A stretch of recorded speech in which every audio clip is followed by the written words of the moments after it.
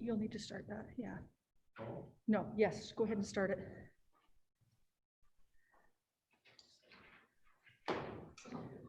Thank you for joining us and welcome to our board meeting for Thursday, July 9th. Welcome to those that are on Zoom as well as those that are social distancing in the boardroom. And in attendance, we have our Superintendent Covington, Board Member Jerry Cooper, Board Member Flo Merrill, Board Member Elizabeth Payne, Vice President Belinda Johnson, and then we have our Business Administrator Richard Reese and other district staff. So we will start with our Pledge of Allegiance, and Flo Merrill is going to lead us in that.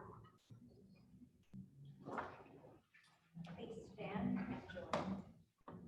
I pledge allegiance to the flag of the United States of America and to the republic for which it stands, one nation, under God, indivisible, with liberty and justice for all.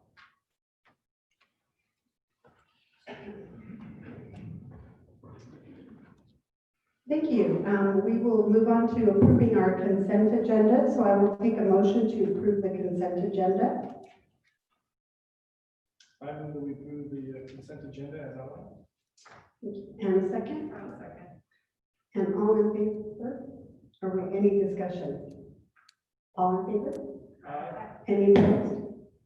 All right, the consent agenda is approved, and then we will move on to our delegations. Today we are only having patron statements, and do we have any patron statements? Yes, we do. Our Doug Perry, our public office of public communication, will read our patron statements.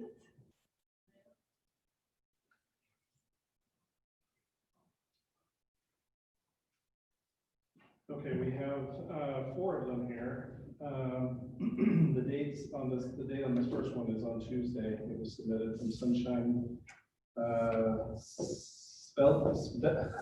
Can't pronounce her last name. Sadeli, I think. Sadeli, okay.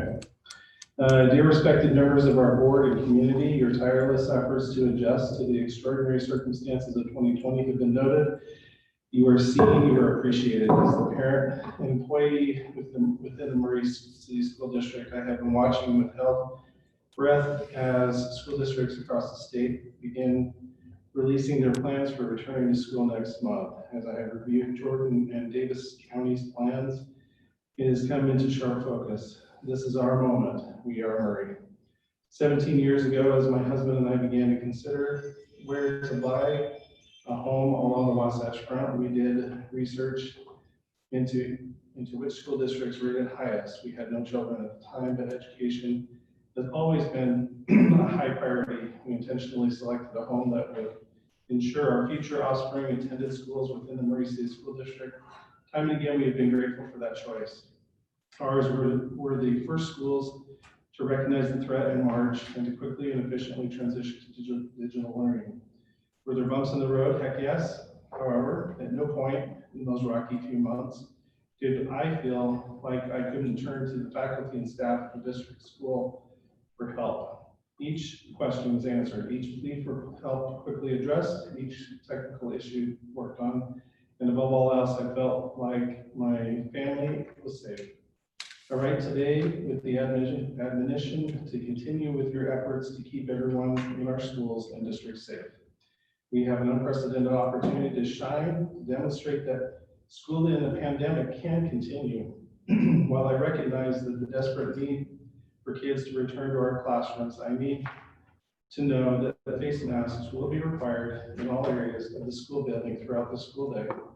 There are a lot of very loud voices in our world right now from some very influential people. I am writing to ensure that the loudest voices are not the ones heard. I am diplomatically asking that our district not waver in its dedication to its students and their teachers. Please hear the quieter voices of logic, science, concerned parents, and employees. Please do the right thing. I have filled out all the surveys and appreciate your time today in allowing me an additional voice. Thank you again for your efforts on behalf of our community. This next one is from Wednesday from Daniel Martinez to the Murray School District. I would like to thank the board, school administration, and teachers for a quick response to COVID in March and hard work during this time. I would like to state I do understand the hindrance schools being closed may be.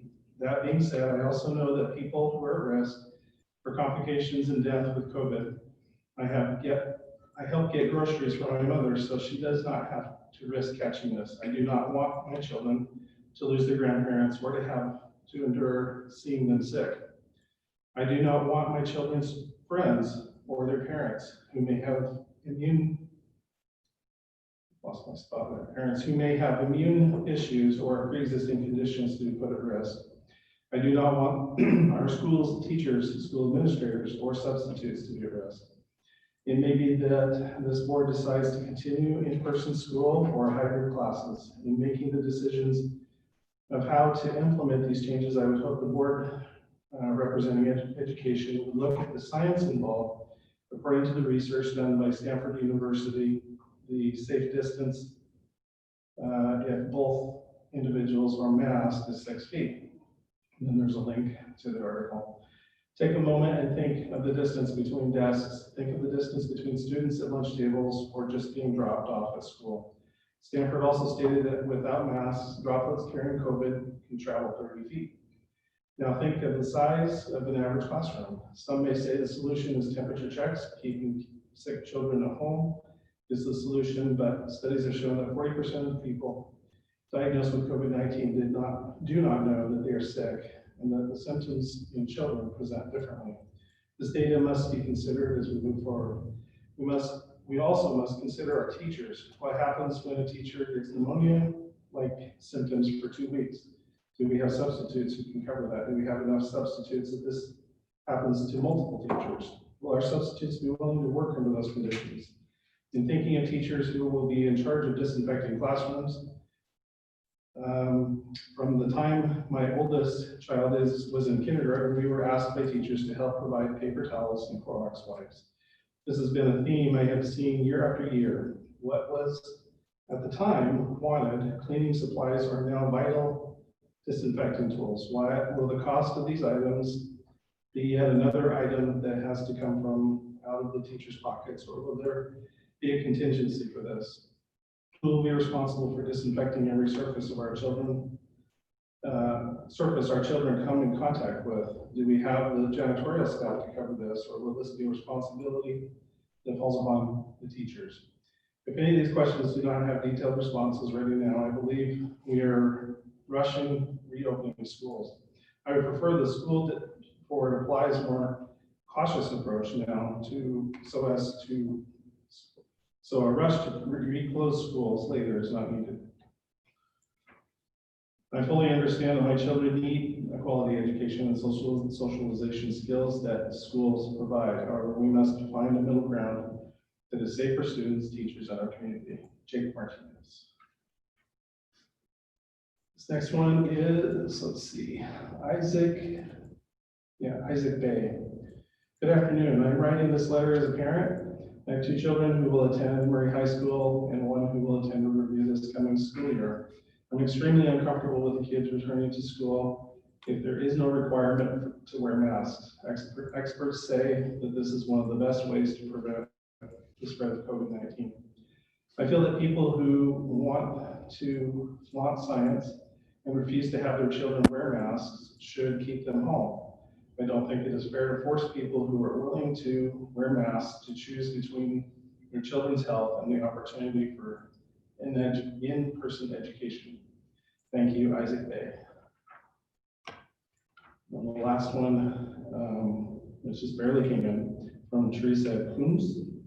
In the media, I've heard a lot about the health and well-being of our students, which I am grateful for. But little has been said about our teachers. I'm concerned about the expectations put on them as well as their safety.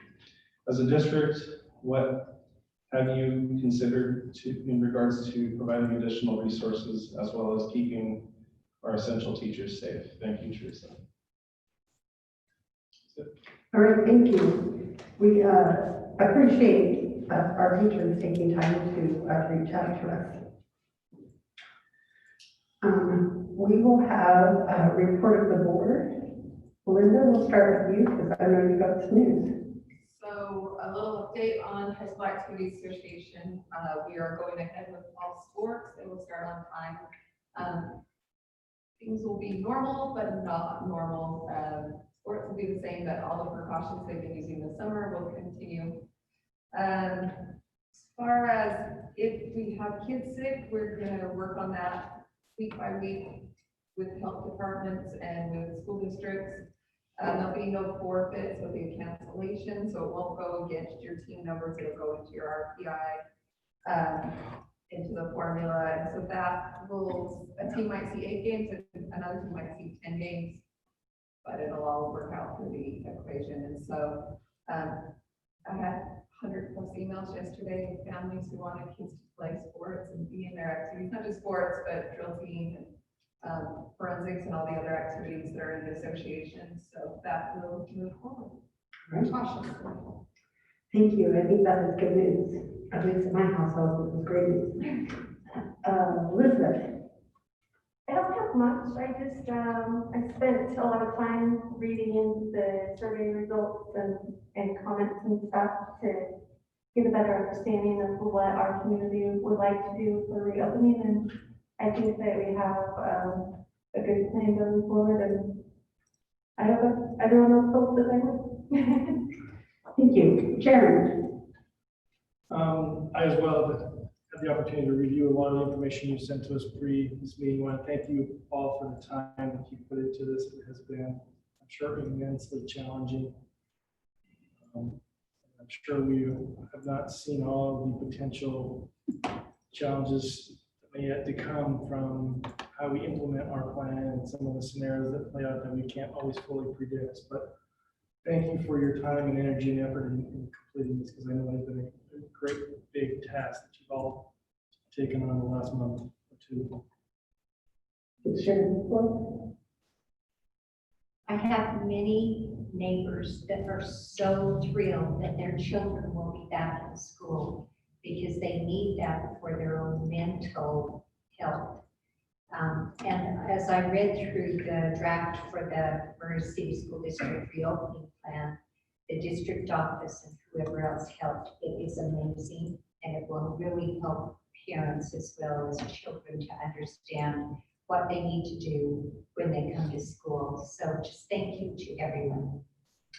Thank you. And I echo those as well. I'm excited for some of the information tonight. I know that I'm excited that our district team is willing to think outside the box and look for different and exciting opportunities. To our staff, Mr. Dean, you are up.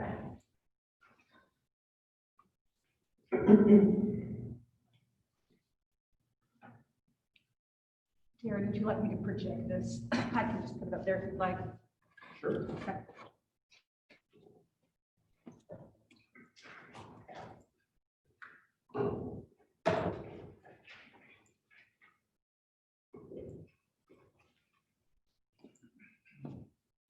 Well, so you wanted out of the box thinking. This is what we get with the calendar coming to you tonight.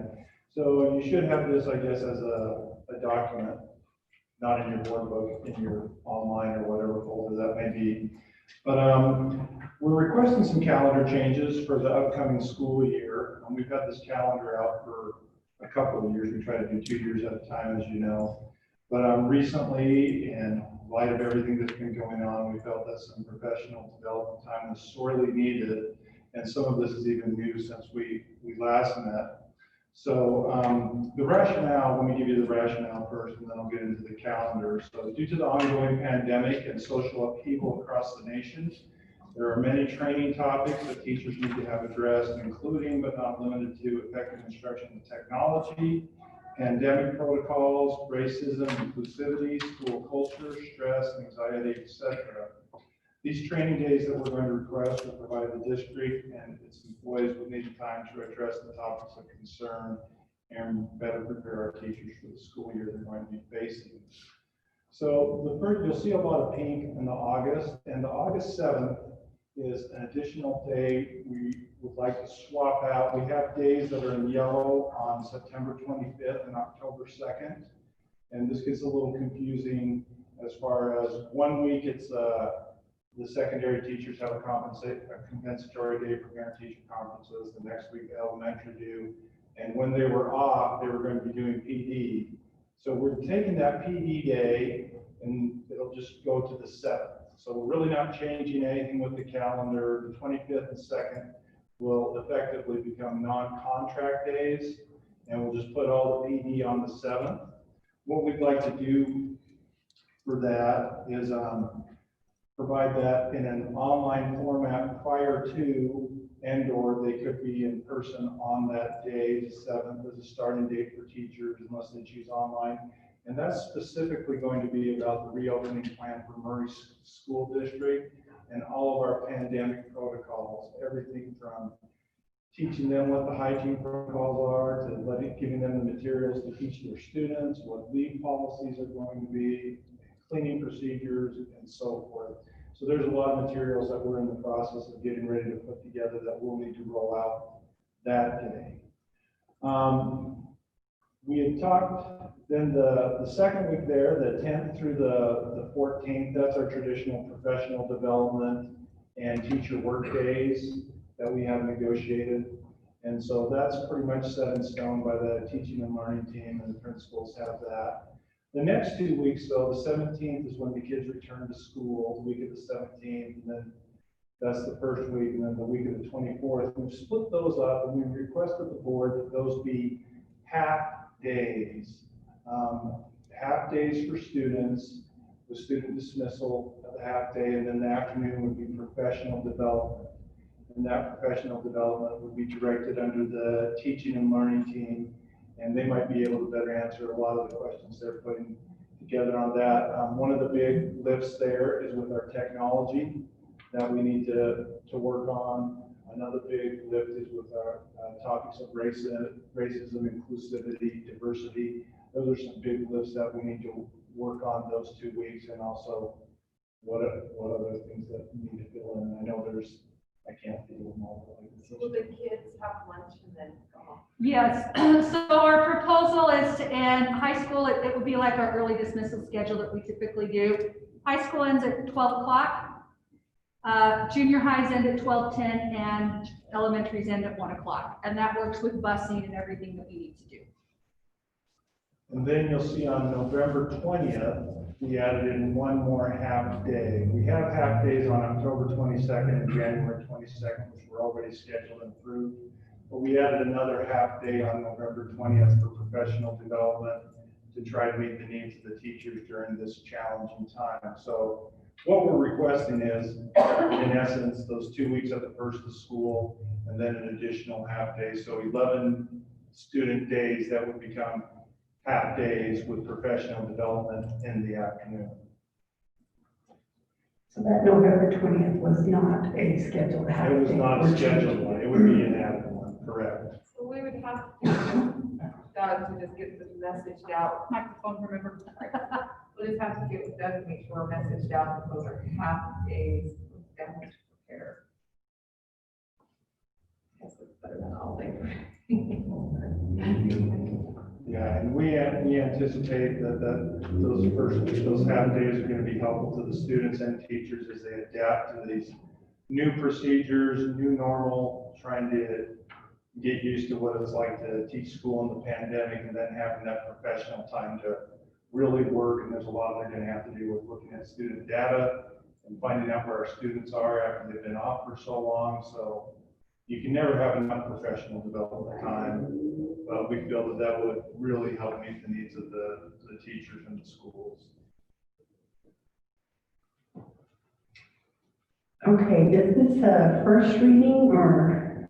It is a first reading unless you would like to suspend and approve, so it is a first reading.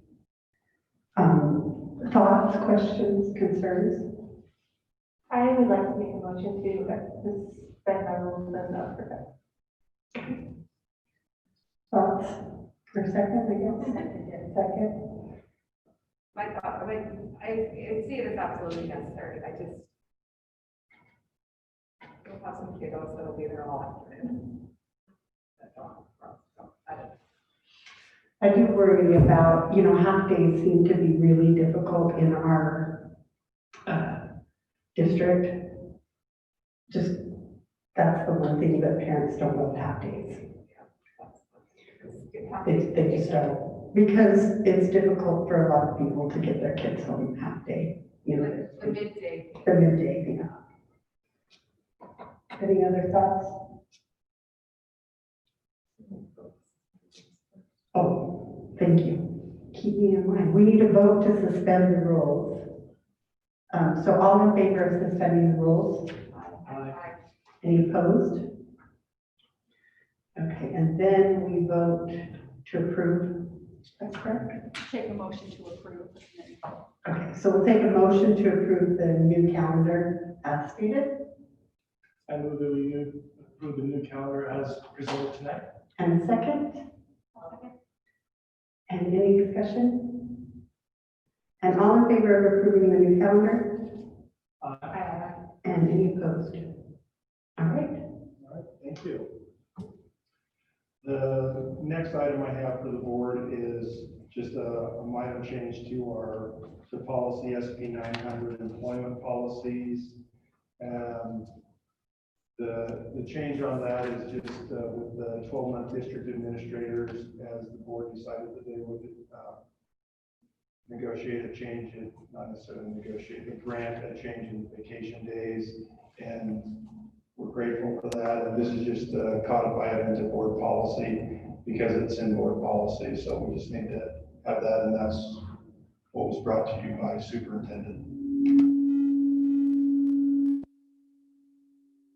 And that's just a first reading, right? Yes. Okay. All right, thank you, Mr. Dean. Our teaching and learning, and I don't know if I can see your first.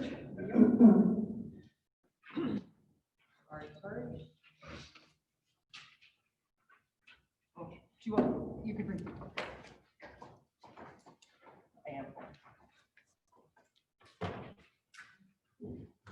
I know all those people out in YouTube land are totally tuning in for our early literacy plan.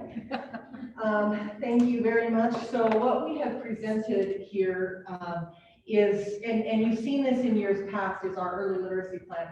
There was a change in legislation. It was going to become an early learning plan where all of those same DIBELS measurements that we've heard over the years, which is now called a cadence, so now we've got to learn a new word. DIBELS is gone. DIBELS is gone. No, not the test. It's just renamed because of proprietary from the University of Oregon. At any rate, so the literacy piece or the math piece didn't get funded this year. So we're back to early literacy. And so as such, we have to write a plan guaranteeing reading improvement for K through 3 students, okay? So that's what this is.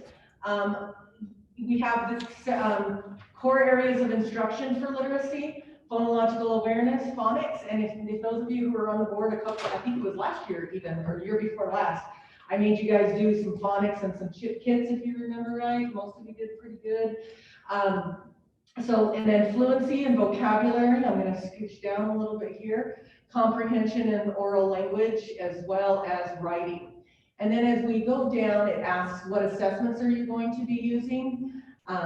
So we have all these tests and submeasures in Acadience, which measure phonics. We have some RAP assessments, we have our district benchmarks, and then 95% group, which is those chip kits that we had worked with in board meeting. And then I'm gonna go down here, because then it keeps saying like, what are you gonna do in tier 1? What are you gonna do in tier 2? What, all of those things. And tier 1 and tier 2. Tier 1 is basic instruction. Tier 2 is small groups for those students who still need an extra dose.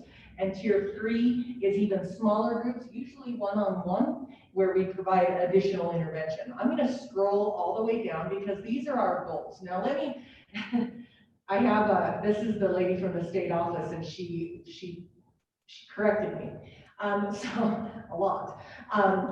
What this is the goal, because we weren't able to give DIBELS, Acadians, at the end of this past year, their advice was to roll those goals up, okay? So last year, our goal was, we did a boot camp at the beginning of the year. We had to really catch our first graders coming in from kindergarten and then just really hammer those phonics skills. Well, now we have to roll that up because the plan it goes longitudinally. So we have to follow that cohort of kids. So now that rolls up to 2nd grade. But when we do that, the Y in gold doesn't make any sense anymore. So I had to rework that and rewrite that. But we are still going to continue the boot camp in 1st grade. And honestly, I believe we're going to probably be having boot camps in all of our grade levels just to catch up with what we're calling the COVID slide. So we are going to reduce the number of students that are at risk in reading, and we're going to increase the number of students that are above benchmark. So just to iterate that, I want to hand out, and I will project it as well for our audience. If you'll just give me a second. I am going to need to do an activity. I'm just going to show you kind of what it looks like. Oh, I need that one. Okay, so this is our Acadians data, and our teachers, this is what they pour over all the time. If you'll look at the bottom, you'll see the grade levels down at the bottom in blue. And if you'll go to 3rd grade, and every grade level gets tested at the beginning, middle, and end. And so if you look at 3rd grade end, you'll see all of these scores and percentages, okay? At 3rd grade at the end, if you'll go up vertically to words correct, you'll see 118, 180, okay? Let me explain what that means. At the end of the year, the USBE and the state has determined that students at 3rd grade need to have made progress relative to themselves, okay? So they read here at the beginning of the year, or even in 1st grade, if we are lucky enough to have them. Here's where they are at the end of 3rd grade. Have they made adequate progress, okay? So what you're looking at there is at 100 words per minute, which is what we're looking at, words correct per minute, in a fluency reading passage in 3rd grade, okay? At that point, a student is not on grade level. That's not what that means, okay? That just means the above, which says those students scoring at 100 the odds are in their favor of being on benchmark throughout their career, okay? 118, that's even better, but what we always say in the field is they're green, right? They're benchmark, but that just means that they're holding on by the skin of their teeth. And so we need to keep working with them, but good core instruction, tier 1 instruction, continued will be okay for those kids. And then the 118 means those kids are above that benchmark. They need continued experience with those skills. So words correct and accuracy. So there's a whole formula. So if you'll flip your page to the next page, you'll see a nice little mathematical. Now we have a computer system that does all of this, but I did want to point out to you how it is calculated. You have the ORF, which is the oral reading fluency words correct per minute. So a teacher would, if you'll go down the end of the year, would put that in there, maybe it's 79 words, okay? And then they retell. That means that at the end of their 1 minute, the tester then says, can you tell me what you've read about? And as they retell, we are counting the number of words, not the articles like a and the. We are counting the number of words. And then the next one is, well, there's the quality of retell as well. It's not figured into the calculation in terms of the solid score, but we do, if the retell is missing kind of the crux of the story or the reading, then it's a lower retell than if they really understood the story, even when they're reading it out. Then you go down and there's what's called a maze. Maze score used to be called a days, okay? And that is to measure, it's a quick and dirty way to measure comprehension. So you've got the phonics skills, you've got the phonemic awareness. This is measuring comprehension and vocabulary. And what it is, and I have this in your books, and I'll just flip to it in a second. At any rate, you take that whole formula and then you go over to the accuracy percentage, and then you end up with a composite score. That brings all of those reading skills together. So back on this page, it gives you the composite score up at the top, okay? But what we really hone in on are those the oral reading fluency scores and the accuracy. So if you'll go to your next page, what I have is just a typical third grade reading passage for you. And there's a couple of things that I did want to highlight. So if you look on, so you're thinking it's a cold read, a kid sits down with a timer, with a stranger, and starts to read, and reads out loud. And they have to also read out loud accurately and fluently, but also remember what they're reading about the link, right? So I want to go to line 30. You see the word audience. There may be some stumbling on that word. Butterflies might even get some kids on line 42. And curtain on line 61 could be a tricky one. So at any rate, you go through and you check those mistakes and stuff like that. And on the computer screen, the para, the teacher, is marking if it's red or green, whether they got that word right. So when we get a kid and we're like, okay, what's wrong with their reading, we can actually go into the assessment in the computer screen, and that word will highlight in red, and then we can kind of compare that to their phonics skills and say, here's where we need our intervention. So it really is quite a science to this whole thing. And then just the last page is an example of what we call a maze passage. When they changed the word from Dibbles to Acadians, it went from days to maze. It makes me dizzy, but what this is it's kind of a fill in the blank. Like remember in the old days when you have to do the word bank and put it in the word? So the kids are reading on the computer, and then they have a choice of 3 words. So didn't in that first line, didn't is one of those words, but there might be 2 other choices. So as kids are reading, and it is timed as well, I believe it's 3 minutes. Christy, am I crazy? Yeah, it's 3 minutes. And they have to go through, read, take the words that are in context, and then choose the right word. And that's the quickest and dirtiest way that we can get a quick composite score, but a comprehension score. So all of that being said, this is what I'm asking for approval on, and that is this early literacy goal to continue with the boot camps in the first grade, but then also roll that up to boot camp in second grade with different sub-measures that we have to really attack for those second graders. So thank you so much. All right, so do we need to approve that tonight? Yes, ma'am. I'll take a motion to approve the early literacy plan for 2021. So moved.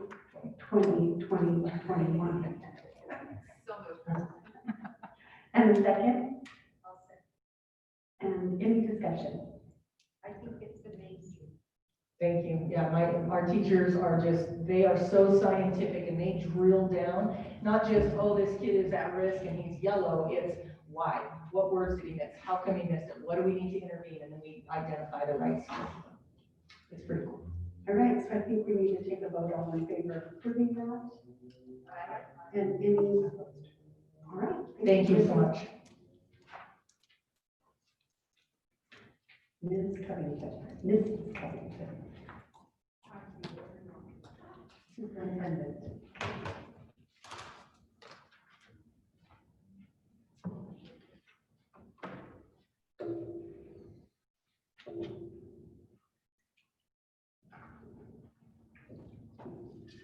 Thank you. My first item on the agenda this evening is to ask for the board's consideration on the approval of the 2020-2021 school year board meeting calendar. And so as you look at this calendar, after talking with President Anderson, we are going to need to have another board meeting in July to get our final plan approved. And so we put one on. It is not a Thursday, it is a Tuesday. The Fourth Tuesday is the day before Pioneer Day, which may be challenging. So that's something for the board to discuss and consider. The rest of them, our board meetings are scheduled for the second Thursday of each month with a study session on the fourth Thursday of each month, with the exceptions of November and December, when those study sessions would fall on holidays. I also put the January board meeting on the second Thursday of the month. We do know that sometimes that falls when we have our Utah School Boards Association conference. At this time, they are not sure if that is going to be held in person, and they were actually looking at maybe doing it differently. And so I did leave that on there as the second, knowing that there may be a chance we might need to come back and amend that. So I bring that forward for the board to discuss. If that's something that we can agree on tonight, we can get that posted. If you feel like you need further discussion, we can come back and revisit it on the 21st. So. I think the Thursdays are probably okay. Does the 21st work for everyone? Better than I thought so. The Thursday is a holiday, and that would be a little tricky. I would move that we accept the board meeting schedule for 2020-2021. And the second? And any discussion? Sharon, I just wanted to make sure that 5 p.m. still worked in your favor. Okay. Where am I at? Vote. All those in favor of approving the board meeting schedule? Any opposed? And all right. So Great. So watch for some great calendar invites from me. All of the ones through the end of the current calendar year are already on your calendar. I will get the 21st added, as well as all the ones for 2021. My second item this evening is to discuss the reopening plan. And I want to begin by kind of giving a little bit of background on the evolution of this plan, where we've been and how we've arrived at where we are at. So it is my privilege to be able to have the opportunity to present to the board for their consideration our Murray Returns with Care plan.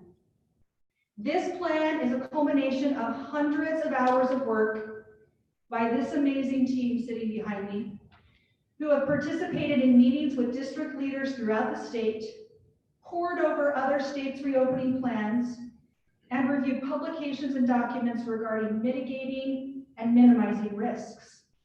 We have prepared, studied, and debated many different scenarios for reopening. We have spent many hours in consultation with our Utah State Office of Education and the Salt Lake County Health Department. Additionally, we have thoroughly reviewed the results of our digital home learning survey that was sent out at the end of our previous school year, as well as the results of our parent and educator surveys regarding the plans for reopening.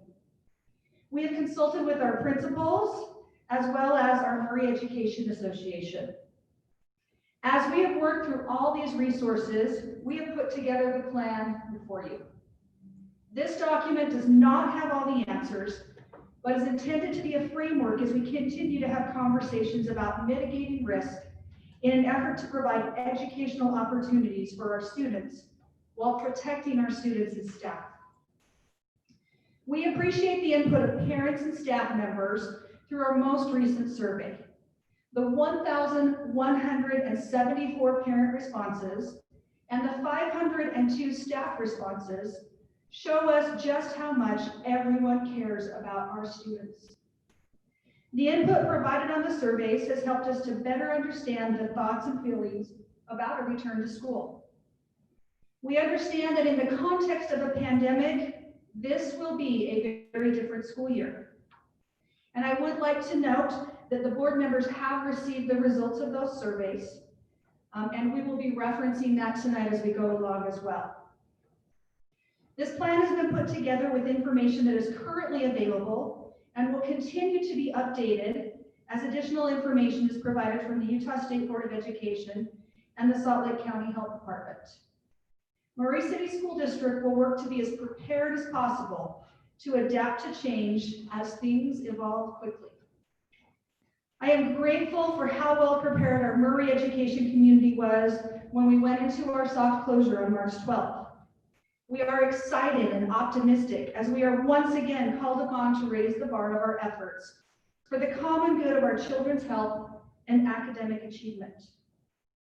This reopening plan is centered on the phrase, return with care, and has been put together with the health and safety of our students, families, and staff in mind in an effort to mitigate and minimize risk. However, knowing we are unable to eliminate all risk. We care deeply for our students, parents, and staff, and acknowledge the concern and fear many have surrounding the reopening of schools. We also acknowledge the concern and fear many have for our students and their educational and social emotional opportunities. There is not a pandemic playbook we can follow, and we are continuing to work to make the best decisions with the information we have. We take our responsibilities as leaders of the district seriously and know the charge we have to look out for the best interest of our approximately 6,500 students and 900 employees. We don't think of them simply as numbers, but as individuals who we want to do and be our best for. We know the scrutiny that will come with any plan that we put forth. It is my sincere hope that our students, parents, and staff know how much we support and honor you, just as you have continuously supported and honored us. And we want you to know that we are truly working to make the best decisions with the information we have. It's important to note that all in our education community have a part to play, and we are confident that together we can do this. With that, I would like to present the guiding principles that our plan is based around. And these are kind of how we framed everything that we did. First of all, our first guiding principle is to ensure the safety of students and employees. Provide learning options that allow families to choose what is best for their situation, while at the same time minimizing the disruption to families and schools. Safeguarding the mental and social health of students and employees. Allowing flexibility and adaptability. Supporting educators and equipping them for success. And finally, providing clear and consistent communication to the entire school community. Based on these guiding principles, and along with requirements and recommendations from the Utah State Board of Education and the Salt Lake County Health Department, our plan consists of the 5 following components: repopulating schools, monitoring for incidences, containing potential outbreaks, temporarily reclosing if necessary, and mitigation tactics for specific school settings. This evening, we'd like to begin by going quite in depth on the first section, the repopulating schools, so that you as a board can discuss, ask for clarification, and provide direction moving forward to me and my team with regards to our plan. This is where the majority of the details of the plan are described. And again, we have district staff here to help provide clarification on our thinking. We will then go through the other areas as well, but may not go through those line by line unless you have certain questions on those. So we'd like to begin by looking at repopulating schools. All right. So the first thing I'd like to highlight in this section is, again, as this plan is built, there are state requirements that come along with implementation plans we are working on. And there are also Murray requirements, and those come from recommendations out of the Utah State Board of Education, Salt Lake County Health Department, as well as some documentation from the Centers for Disease Control. On this first one, we do want you to know that we have dedicated training details that we are going to be providing training, and those are listed in there. So we will be working with our administrators at the end of this month. We appreciate you approving these calendar changes, which will very much help us to facilitate many of the things that we need to do with this. In addition, we are actually also preparing to do some very thorough parent communication and parent training modules because this will be different for all of us. We do have points of contact for each school. We have been asked to have that point of contact. The health department, the Salt Lake County Health Department, has those contact names. And in the event that they have something that they need to communicate to a school principal, that is the individual they will reach out to. We do have a very good communication plan, and I just wanted to highlight that, especially for our people who are watching online. Our communication plan is robust and really working to try to get the information out in a timely manner to as many people as possible when the internet works. It's spinning. So were you as a board able to see the communication plan? Okay. Okay. We very much, we will just move on then. While that's loading, we'll just continue on. I apologize for the delay. Let me just bring that back up.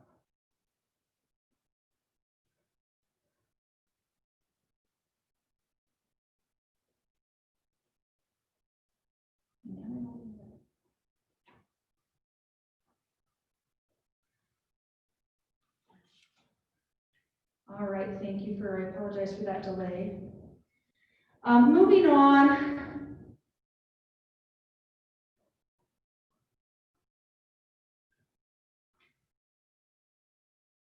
We will, again, we will provide some parent training as well. We think that's very important.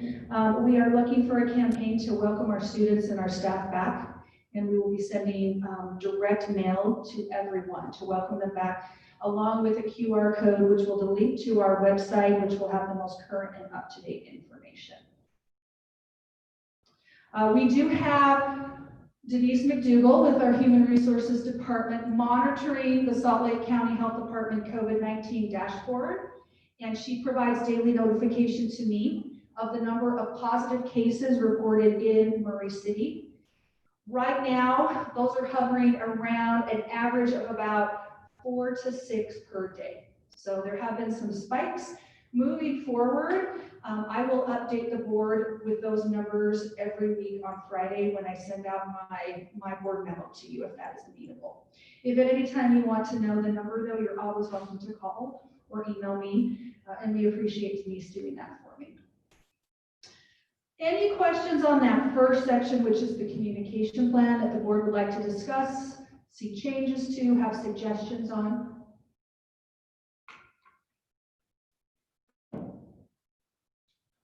I think it's very well confirmed by your staff as well as I think.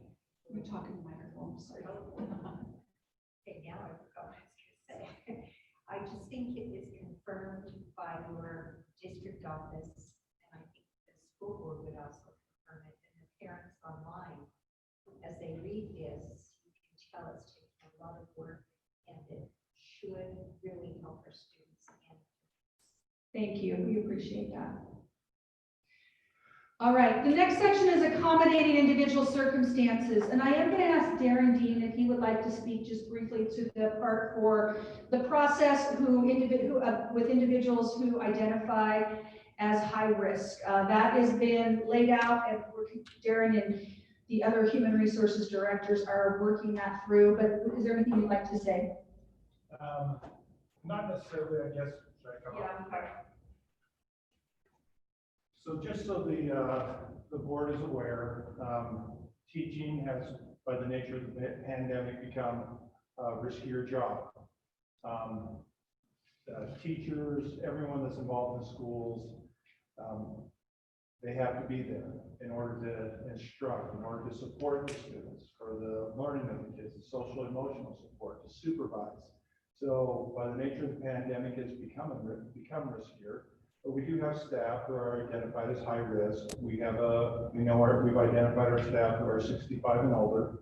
We'll be providing them with additional personal protective equipment as a mitigating measure. And then staff who have an underlying condition, as that's not disclosed, we will announce to them that if they want to self-disclose that to HR, to myself, we will work with them to provide them with equipment also. Or if there's a high-risk individual in their household, we'll certainly work with them to provide them with that additional personal protective equipment. The best things that anyone can do, there's several things on the CDC website or on the Department of Health website. If they're in that category, are to, as much as possible, wear that mask, keep your distancing, limit your outside contact. And so we'll do our very best to protect. We're very grateful for the governor's mandate today for students to wear masks in schools. That's going to help our teachers feel safer immensely. So those are some of the things we're doing with that. Thank you, Darren. Also, as part of this is we need to have a process for students who themselves or who have family members in their home who are at high risk and they do not want to attend school in person, have some options for that. And we will have teaching and learning describe what we have put forth for that. So that there will be an in-depth discussion on that. Currently, we were also working, Kelly is working as Director of At-Risk Services on a process to reach out to all of our families who have healthcare plans, 504 plans, and IEPs to assess the needs of those individuals and what we will need to do to make the learning conditions safe for those students and what those learning conditions will need to look like. So that is a process that she has already started. I know Kelly's been on the phone with many families over the last few days. This is the section that Darren was talking about.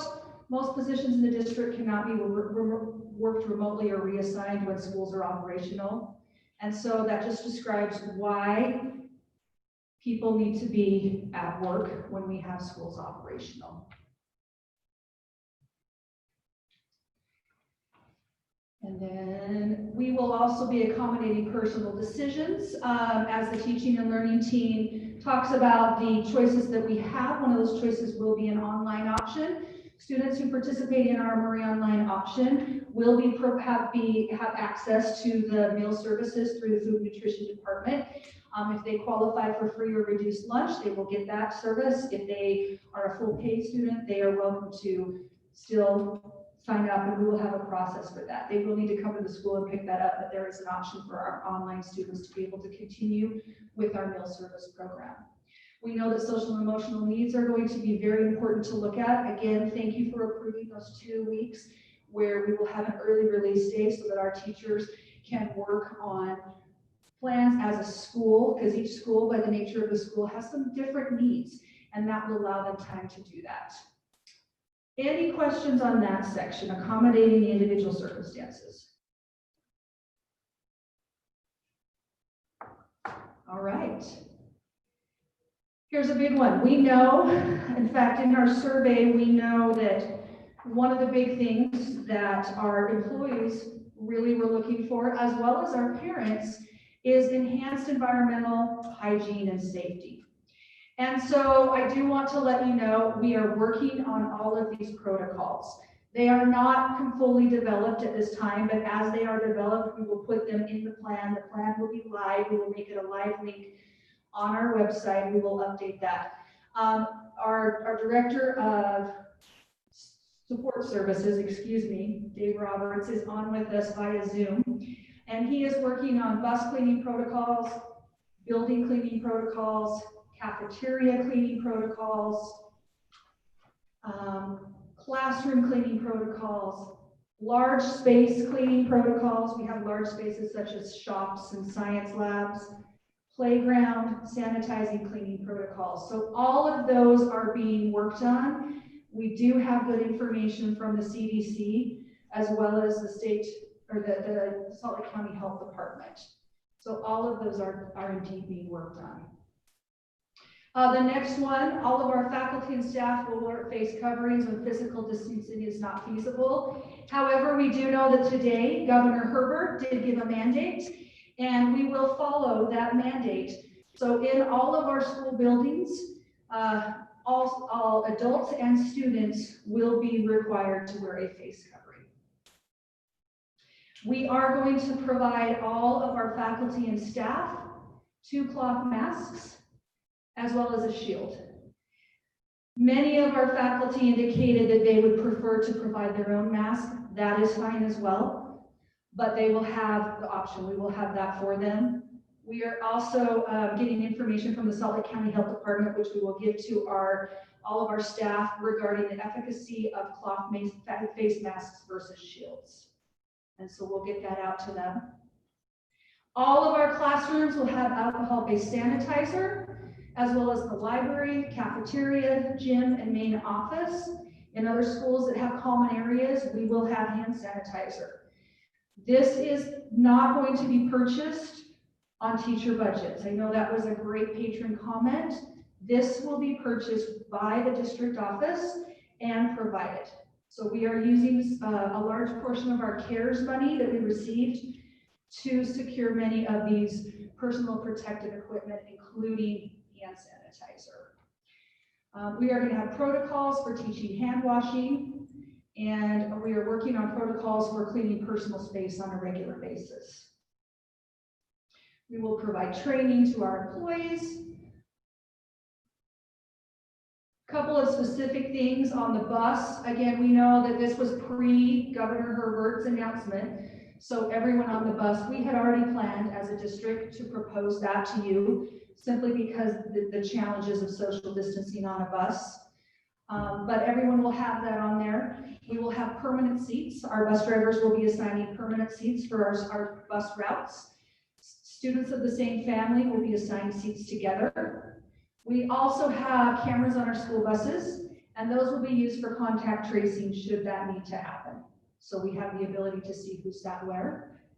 And we will be providing training to parents as well as students on the requirement of wearing face coverings, now not only on the bus, but in the school building.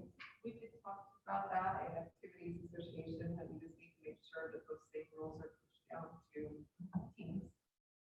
The assigned class seating. Yes, that is, yes. Anytime, if they're on a field trip, if we at some point allow field trips, that's a great point.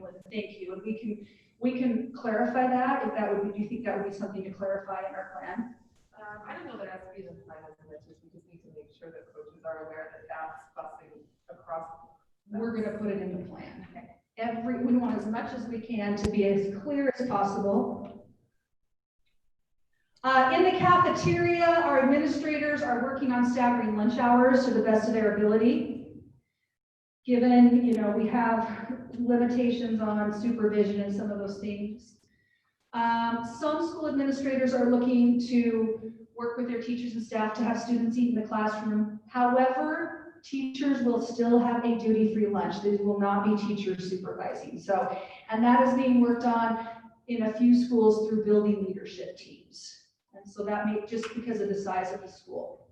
Our schools are marking spaces and lines in the cafeteria. Our students are going to be asked to come to the lunchroom lined up alphabetically by last name, only in elementary, because if you can figure out how to do that in a secondary school, that'd be awesome. We will be doing contactless entry of lunch numbers. The elementary students will give the lunch worker their name, and the lunch worker will scan a barcode that will be in a book that we will have.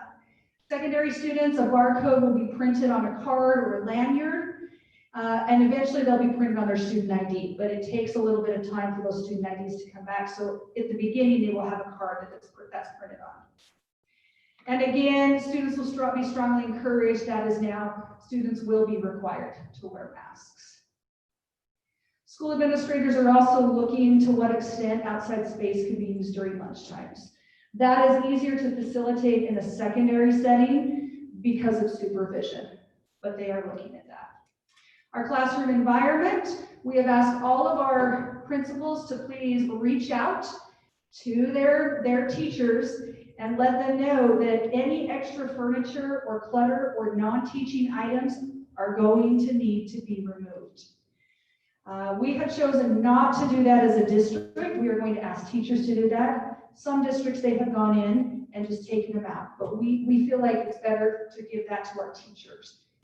We will be asking for seating charts We will be asking for our teachers to work on how students will flow through their classroom. So these are some of the procedures that they will need to decide. Desks and tables will face the same direction. We are modeling that this evening with all of our desks, or all of our tables facing the same direction. A big one is classroom doors need to be open 10 minutes prior to the start of school and remain open throughout the school day. Twofold reasons for this. It reduces touch points for students. They don't have to touch classroom doors or the library door. The other thing is it increases the airflow. There is a concern with that because the state fire marshal requires that classroom doors be closed. It is a fire requirement. I'm very grateful to the Murray Fire Captain John Harris, as well as Joey Middleman, who have worked with our state fire marshal, and he has agreed that I will need to write a letter to ask to have us for 6 months. It has to be done in 6 month time. For the next 6 months to be able to have our classroom doors open because of the pandemic.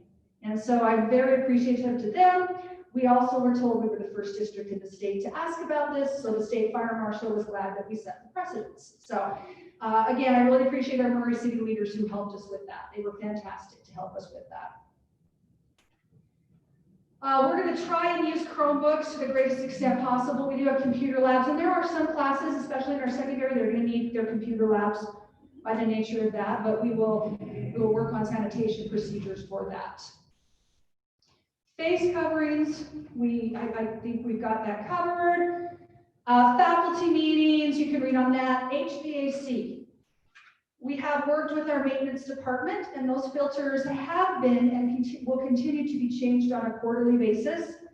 When a filter is put in, the date is marked on it when it is installed. So we have it date stamped, for lack of a better word, and we know exactly when that was installed. All of our swamp coolers will also be sanitized prior to the start of school year. Open areas with high traffic. So we are in the process of installing plexiglass barriers in high contact areas such as the front office, our lunch lines, and our libraries. Water fountains. We very much want our children to be able to be hydrated, but we do not want them to touch the water fountains. So we have purchased contactless water bottle fillers for every school, and those are currently being installed. Each student will be provided with a reusable water bottle. Thanks again to Doug Perry for getting those for us and to the businesses who donated those. Students can bring their own water bottle from home, but we do not want them touching or using the drinking fountains.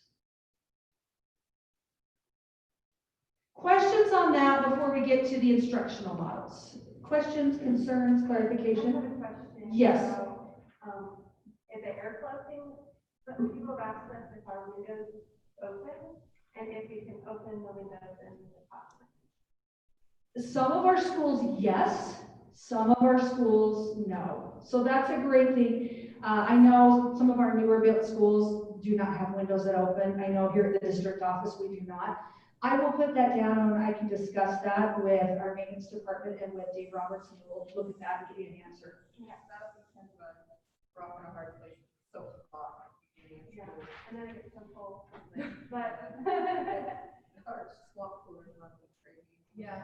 Right, and yeah, yes. So we can definitely look at that and how that might, yeah, it's going to be, and see how to be most efficient with that. Thank you for that question. Any other questions on that? Mine was kind of answered, but Okay. talked about the classroom doors being open. Yes. How are we going to deal with like the entrance doors? So the entrance doors, we are going to encourage, maybe I didn't put that in there. If they have the personnel when the morning is there, having somebody monitor. We don't want to have our front doors just open all the time, but we do want to be able to have kids not have to have those high touch points. So having that door open as students come in so they don't have to touch it, but it will need to be monitored by someone. Our principals, our amazing principals, are currently working on how to enter and exit the building. They've been thinking of where those entry and exit points are. That's a great question. Does that include temperature for every student every day? This model does not include checking the temperature for every student every day. If that's something the board would like to consider, we would need to consider how to do that. Especially, is that going to be a responsibility of a teacher? Checking every student as they come in the door in a school that has 700 students, up to 1,400 students in our high school, would be challenging to have it before they come in. So we are open to see if there's something that you would like to see in that. This does not have us checking the temperature of students every single day. We do have that as part of a family responsibility. They are going to need to do symptom checking. We will be providing a little checklist for them. So, but we're certainly, if that's something the board would like to see, we can. Having masks required, it might be a little bit less of a need to temperature check every single person. The temperature check is interesting because my daughter works at the farm camp. She's found if kids put aerosol sunblock bug spray on, their temperature goes down 2 degrees immediately. Something was that science there, and then we also talked about at Activity Association. I guess there's some concerns that starts getting into HIPAA violations, and we get into medical. Yeah. The thought today was you're just going to check a box. Yes, their temperature's been checked. I don't know what it was or anything, but it's a little bit of a gray area going forward. So I'm okay, like I said, with family responsibility. We are in the process of trying to secure thermometers, and families who don't have a thermometer at home, they can request to have one sent home, and we will provide that. I think as long as we put together a protocol that if the teacher suspects that a temperature needs to be taken, Okay. that we have a protocol, like if I look at there and he's sweating, I immediately know that let's check out what's going on. Yeah, just those things you know when a kid is over. Right. Okay, you bet. Because each building has 2 thermometers, right? Every building does have 2 thermometers, yes, correct, 2 contactless thermometers. And I don't know how you do that, but just some kind of, like, if a teacher notices something. I think that's something that probably Darren has already been thinking about with our nurses or will think about as part of our, so yes, we will get that in as part of our protocol. Thank you. Great questions. All right, then let's move on to the school schedule and operations. So in our survey, roughly 60% of our parents indicated that if schools were to reopen for the 2020-2021 school year, they would send their children back. Approximately 30% were undecided, and the others they were going to either want to do online school or were going to request different accommodations due to health concerns. So with that, and with all of the information we gathered from our surveys, and this is both parent survey and teacher survey, we chose to do a combination of 3 different learning options to facilitate learning while balancing the health and safety needs of our students and families.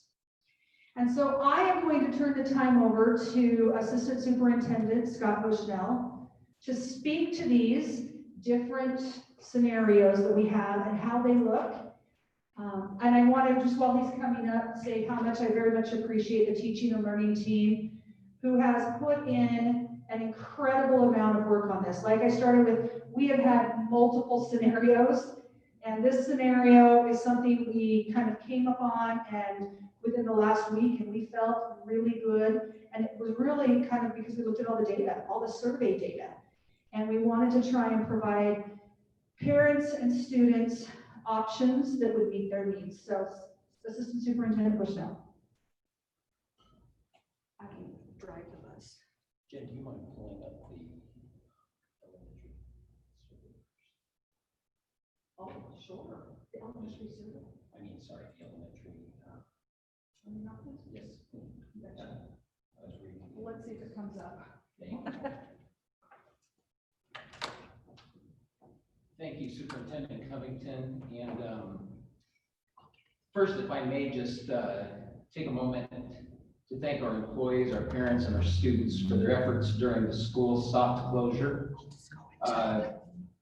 Given the circumstances, what they did was nothing short of absolutely amazing in this district. So also, in general like this, but to Superintendent Covington, I want to thank her and commend her on her leadership at all times, but particularly during this time, as well as note the tremendous hard work and effort from our district leadership team and from our teaching and learning team that's here with us this evening. As Superintendent Covington stated, we requested feedback from our teachers and our parents regarding what we did well and what we needed to improve based on this last spring soft school closure. We also asked questions about teaching and learning when schools reopen this fall. And specifically with regard to reopening, we asked this question to our parents. It was question number 3 on the survey. It said, please indicate which educational delivery option you most support for your student or students. And we gave 3 options. One was in person. One was a hybrid model of instruction that allows students to participate in both in-person and remote online learning. And one was that all learning would be conducted remotely through online learning. And as you're aware, if you've had an opportunity to look at the data, we had 46% of our respondents report that they would like in-person learning. What was interesting, we found interesting, and something that was noteworthy is 42% of our respondents said that they would like a hybrid model of instruction that allows students to participate in both in-person and online learning. And then we had just over 11% that said that they would like learning conducted remotely through an online option.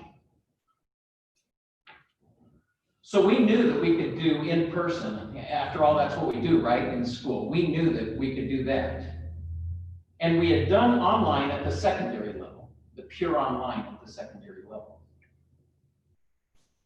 But we also heard from our teachers, and they said this. They said it's important for us as a district to be mindful of their workload, the workload of the teachers, of teaching in both an in-person and online environment. That's a big workload. So in listening to our parents and our teachers, we asked ourselves this question.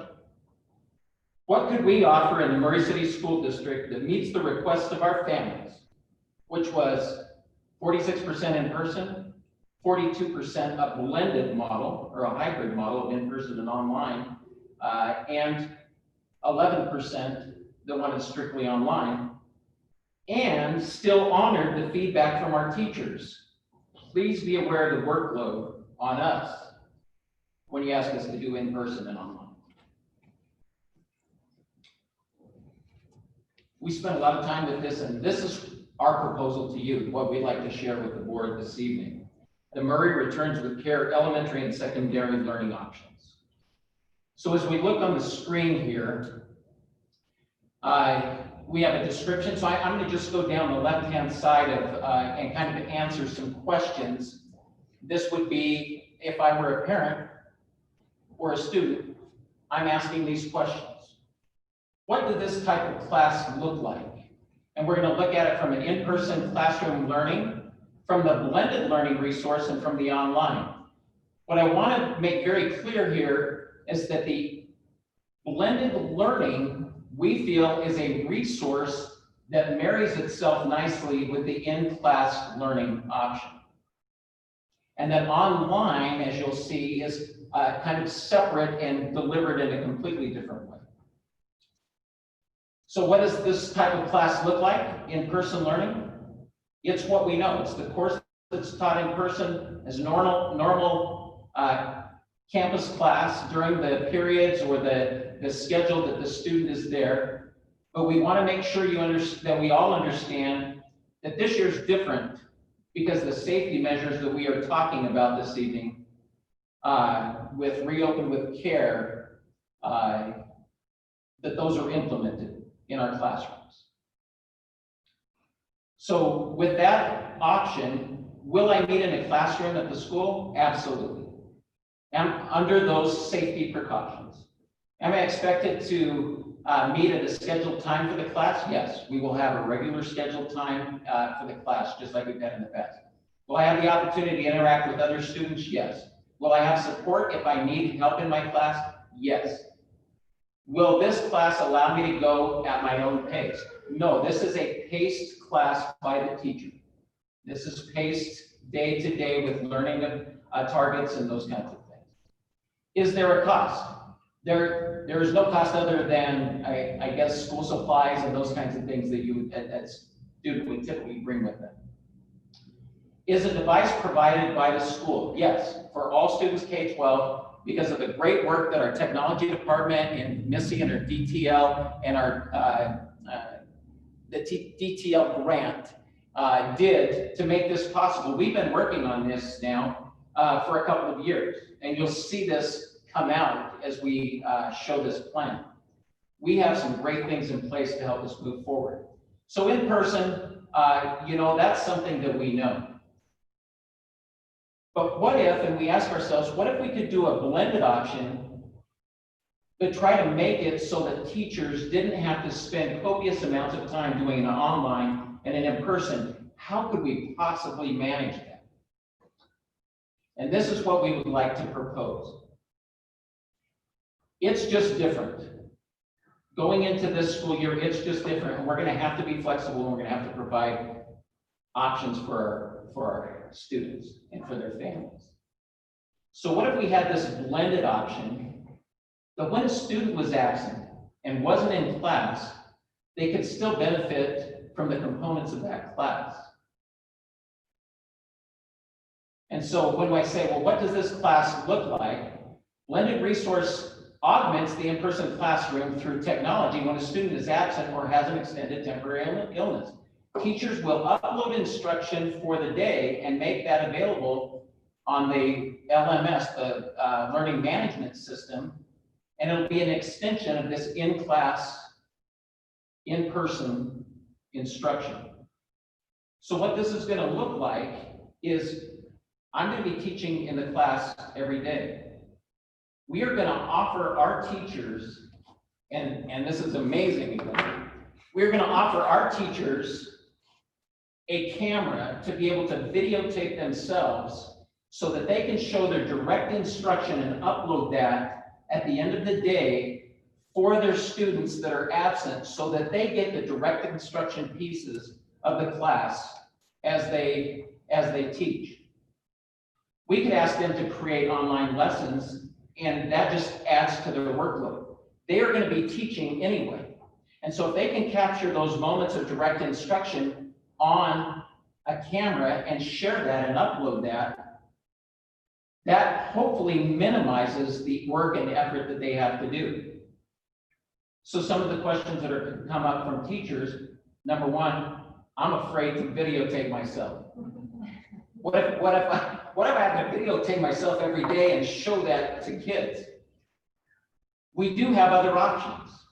If you choose not to videotape, you have the option of, well, if you choose not to videotape while you're teaching, you could choose to videotape yourself after and do that, but that's a lot of extra work. Or you could go to things like the Khan Academy and find those direct instruction support materials that are there, or other resources that are there, and upload those so that the student understands the direct instruction. That is additional work. But if I'm absolutely concerned about, oh my gosh, I'm worried about videotaping myself, we do have other options that they can do. They can get together as a department and decide, for example, in a biology class, who did the best delivery. We're all teaching the same thing that day. Who did the best delivery, and maybe upload that teacher's delivery that day. Those options are all available. But we are going to make available to every teacher that wants a camera and the equipment that goes with that camera so that they can videotape. If you're familiar with swivels or other similar types, that's a particular brand name, but other types of cameras, we will make that available to all teachers that want that, to try to minimize this workload as much as possible. We know it's still an ask. We're going to provide professional development in using the device. And part of that half day that we ask in the calendar will be used to do that kind of training for our teachers so that they know and understand how to use the device. Will I meet in a classroom at the school? Yes, I'll be in the in-classroom except when I'm absent.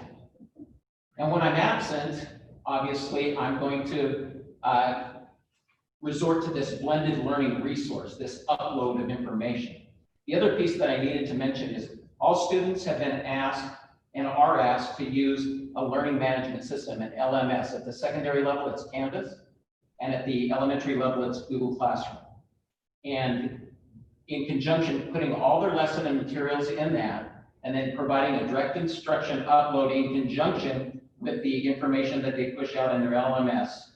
Whether the student is there and present, or the student is absent and at their home, they should be able to get the same instructional information. Scott, I just have a question. Yes. I can see what that looks like with older kids. What does that look like with first graders that are writing their letters and, that's those little things they're learning? Yeah, Do and we know how that looks? Missy may be able to help with this a little bit more.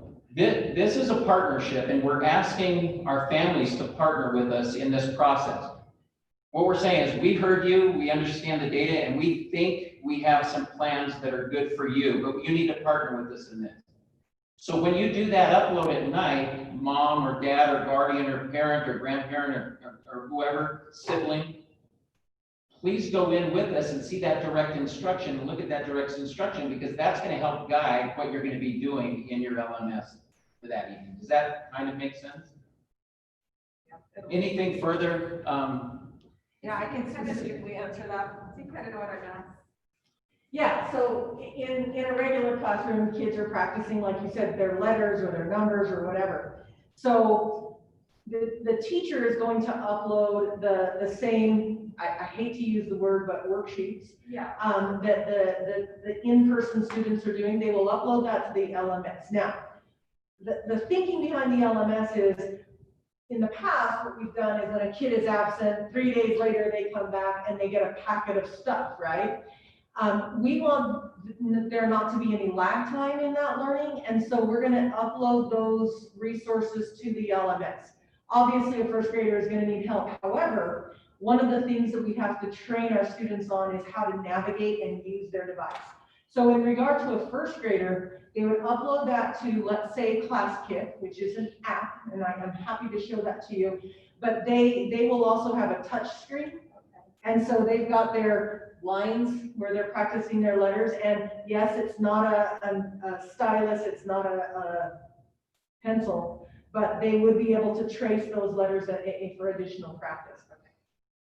We don't want to, we can't do the whole paper exchange thing, because we could email that, but we could email that too, or the teacher or parent can download that and print it at home. It's not an expectation that we have of anybody, but that is an option. There's not an expectation to print it. And I was thinking, you make these worksheets that little tiny guys do, like matching, and it's important in how they learn, so. Sure, and all of those things can be replicated digitally. Okay.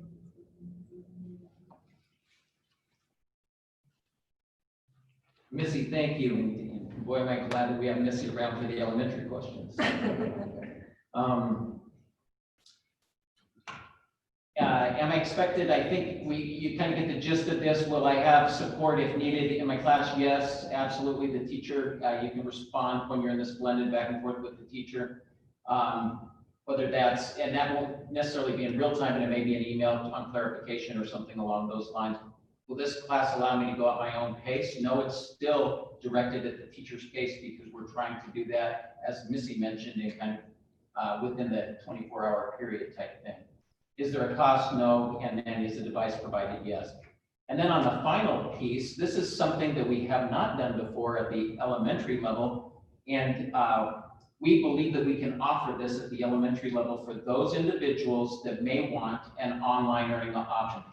don't want to come to the school for whatever reasons, or, just with the pandemic going on, for whatever, I would like to try an online learning option at the elementary level. This is where all learning will take place online. It's facilitated by a certified teacher in that grade area. It's accessible anytime, so you could go on in the evening or the day or whenever it happens to be.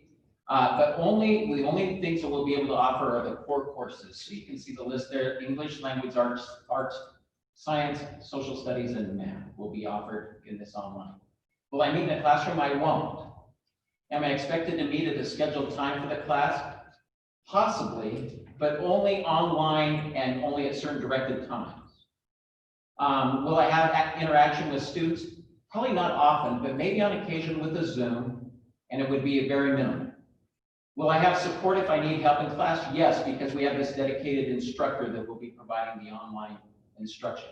Is there a cost? No. And is the device provided by the school? Yes. So would you like to go, do you have any additional questions with elementary, or would you like to go through the secondary and then ask any questions at the end, or what would work best for you? Can go to the Secondary. So we'll jump over to the secondary, and you'll see that these mirror each other in a lot of ways. Let me, so the in-person learning and the blended resource, we're asking essentially the same piece from secondary. The LMS will be Canvas rather than Google Classroom. And again, the technology will be afforded to any teacher. And so we'll be sending out a request form asking them if they would like the camera so that they can do this direct instruction videoing and upload with the blended learning piece. You can see that yes, where the yeses and nos are here. So it pretty much mirrors the elementary. Then we have two types of online, and fortunately, the high school has been practicing the online learning directed the last couple of years, and for years we've practiced the online learning independent. So let me go over to the far column in yellow, the online learning independent at the secondary level. We actually have partnered with the BYU High School Canvas curriculum, and we offer that curriculum online. Student registers for that. So they don't meet in a classroom. They are not expected to meet for any scheduled time. They don't go to the school. They will have the opportunity after students know this is actually self-paced. They won't have anybody that's necessarily a go-to person unless they want to contact the school and get any clarifications, but they really don't have, this is really a self-paced, self-directed, and you pace it yourself. You go at your own speed and at your own, how quickly you want to work. There's a $30 fee for that. It's a comprehensive semester fee, and you can do as many courses during that semester as you dare try. And we provide the device for you. Now the difference in the blue, the difference in the online directed that they've been practicing at a limited, for the last couple of years at a moderate level, is this whole idea of using the same curriculum, but it's directed by a teacher. And so with that, will I meet in the classroom? No. Am I expected to meet at a scheduled time for the class? Yes, as directed online. Again, will you meet and have interaction with students? Possibly through Zoom. Will I have the support needed? Yes, I have a teacher in a content area for the core subjects and an overall facilitator for the general subjects. And will this class allow me to go at my own pace? No. There's a semester commitment that we're asking our families to try if you're going to do this online directed option. We're going to ask you to, can you get in it and try to stay in it for at least a semester, see how it goes, where you take those courses all online. Is there a cost? There's no cost to this one. And will you have a device? Yes, you will have a device. Again, we try to honor the data that we receive. We asked three different possible, what the percentages were in the three different possible options of delivery that we thought we could offer. That was in person, the hybrid or blended, and the online. And we feel that this honors the request. And we honestly, at least I was quite surprised in seeing how many wanted a blended option. And so we believe that we have the ability and the capability through our wonderful teachers and through technology to make this happen. We also wanted to make sure that we honored that piece with our teachers to try to limit the amount of work. This is not asking them to do additional online courses separate, other than those individuals that we'll contract with to provide the online stuff. But most of our classroom teachers, the ask that we're saying is, while you are teaching, please capture that directed instruction and upload that so those that won't be with us and feel that they will be absent or not present, they can still participate in our curriculum. Are there any things that I've forgotten or left off from teaching and learning, or any questions that anyone has? Yes. I love the statement that says that the teacher's schedule, and this is high school or probably any school, that they have an additional 30 minutes, Monday, Tuesday, Thursday, Friday, to upload their instruction for the day. And I think that's critical, and the teachers, that just makes it much easier to have that extra 30 minutes.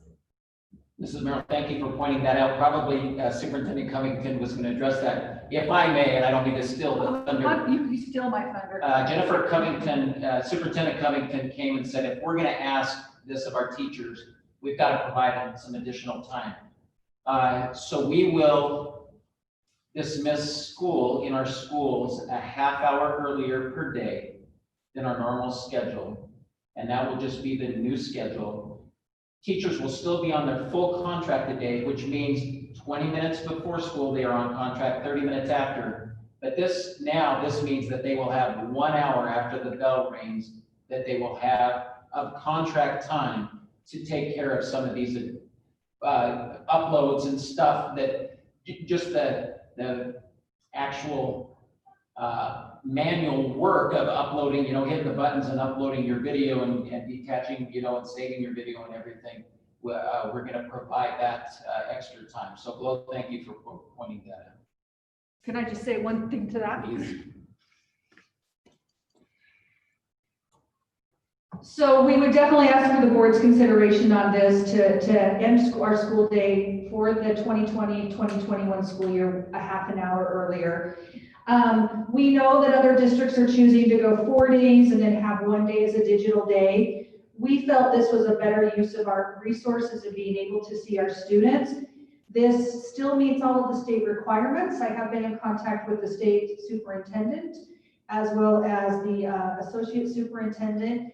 We will be providing educational services during this time for the upload, as well as teachers can have time for office hours for those students who are on the blended part, because they will have questions and they will be emailing them. And again, it really is in an effort to honor our teachers, recognizing that they're going to have to do things differently, but we also think it provides a really good opportunity for our students and families to choose which educational opportunity is best for them. Thank you. You've heard plenty from me at this point, and I'll sit down now. But before I do again, I want to reach out to those that may be listening this evening, or to those that don't have the opportunity to listen this evening, and still let all know how thankful and how appreciative we are of our employees in this district for what they all have done and the incredible lifts that they've made on behalf of our students, our families, and our district here in Murray. We are Murray. Thank you. Don't sit down, I've got some questions. Attendance is going to be a little tricky under this model because they can bounce from in-person learning to blended learning at any time. So how are we going to deal with when you've been blended for 3 weeks, Do we just move them to online, or are they blended for that time? How do you deal with that? Because you're going to have times where some kids aren't going to come for weeks. So, Anna, it's a great question, Board President Anderson. So what we envision is that this is really the in-person classroom portion with this resource. The difficulty is if you get quarantined, that's not a 3-day thing or a 5-day thing, right? That's an extended period of time thing, or when you're really sick, or when, whatever, you can name the circumstance, but it may be longer. And so what we'd like to do is partner with our families and realize that this may be a 2 or 3 week thing. We have thrown around and haven't finalized how attendance, but we're going to use our attendance secretaries, and one option may be to have a family call in and just let us know that they're absent for that day, and they'll be accessing the online blended, the blended option, not the online, but the blended option. And then that gets placed in the attendance and Aspire. The teacher is aware of that because they see the absence. They know that they have students out there that will be, they'll need their help through the blended piece. But we really anticipate that 2 to 3 weeks could be a reality with what's going on. Where we'll have to counsel with families is when this may be an extended piece, and we may say, do you want to try the directed or the online elementary instruction? If this really, perhaps they have a fear of being back in the school once they realize they go a few days and they have a fear. That may be a time to sit down and say, do we look at the online directed instruction piece, or do we look at a continued blended piece? Here's the thing that I want, and I hope everyone keeps in mind. We want to keep all of our kids. And if they can't get the online or the blended piece that they want here in Murray, they can go somewhere else and get their education. And we want them. And I want to be very clear that we want them, and that's why we have these options, because we want to keep and we want to educate our students and any student that wants to be part of a Murray family. That's a sit down with maybe the principal, by contact. You have a family member who's ill or this is our reason we want to, or maybe a principal offers. We're seeing that you're helping families on. You missed a week, then 3, maybe different people are being sick. That they would Just sit with the principal. to add to that, Missy and I are working on one of those same documents that shows the different columns, but it's the teacher's edition. And in that teacher edition, we actually address how to take attendance and how, what our expectations of parents might be, as well as having kids check in with us. The idea with the blended learning environment is going to be that kids are getting on daily and that they're seeing that kind of work happen with that blended. If we're not seeing the kids for an extended time, that's when the counselors and the online coordinators are going to help us reach out to those families to say, is there a better way? We also believe that we may have some families who opt in to just fully online, who all of a sudden are like, I'm out. Yeah. And we saw that before with all the funny things that parents shared with us.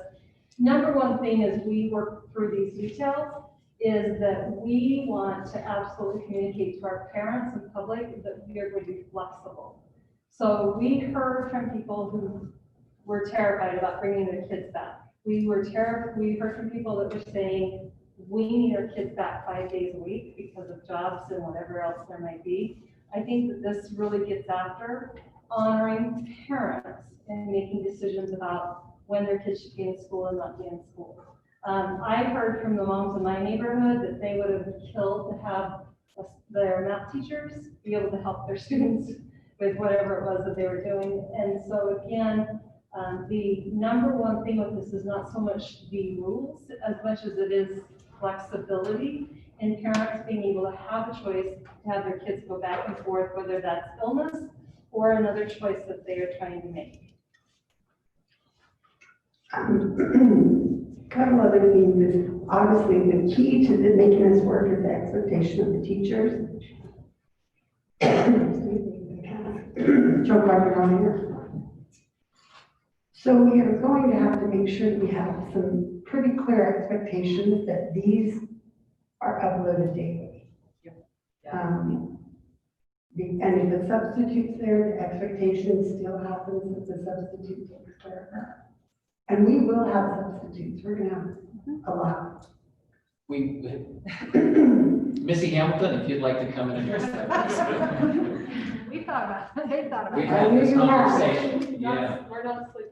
And just to be clear, there is not a district in the state that has figured out the sub dilemma at all. Because we're going to offer the equipment to any teacher that wants it or everyone, then ostensibly what we can do, I mean, and this is really outside of the box, right? But that's how we have to start thinking because, and we're gonna poll our substitutes to find out, like, are you still gonna come back? What, you know, because there's changing conditions, right? So it is possible to live stream a teacher's class, okay? So let's say I managed to get a teacher per grade level wanting to live stream because they can have that camera that superintendent showed you, and that can be streaming to YouTube live or to Zoom or whatever it needs to stream to, right? So if a teacher's absent, then, and let's say a teacher's absent at Grant Elementary, okay? There is a teacher in that same grade level somewhere in the district that is live streaming. We ask a sub to come in to monitor that class, and that class can tap in, rather than having to combine classes together, and of course now then we've totally eliminated social distancing, right? So they stay in their classroom, they tap into online instruction, live streaming to a different grade level classroom. Does that have its challenges? Of course. Our teachers are going to have to be incredibly aligned in terms of daily lessons and daily concepts that they're going to be covering. But that is a possibility, and it could be a solution. Do we have a perfect answer yet? We don't. We're obviously, we have to pull ourselves, find out what we're looking at, but for sure, I mean, we're gonna have teachers who are gonna be sick, and we have to come up with a really good solution so that we don't lose any more instructional time than what we've already lost in the spring, even as good as we were to keep that going. So this is a far out there question. So some of our teachers are going to be quarantined, not sick. Yep. Could they live stream this Yes. from their home? Yes. Is that something that we could do? So I spent about 30 minutes today talking with someone from the Attorney General's office on that same question. It is possible if they're quarantined and they don't have symptoms, they are working from home. We'd have to be very clear on our expectations because it opens a kind of a Pandora's box, because once you let them telework from home, then the question becomes, why can't I telework all the time? So we could split those expectations out, and legally they think it could be done, but it's something we'd have to discuss more and ponder, but it is an option.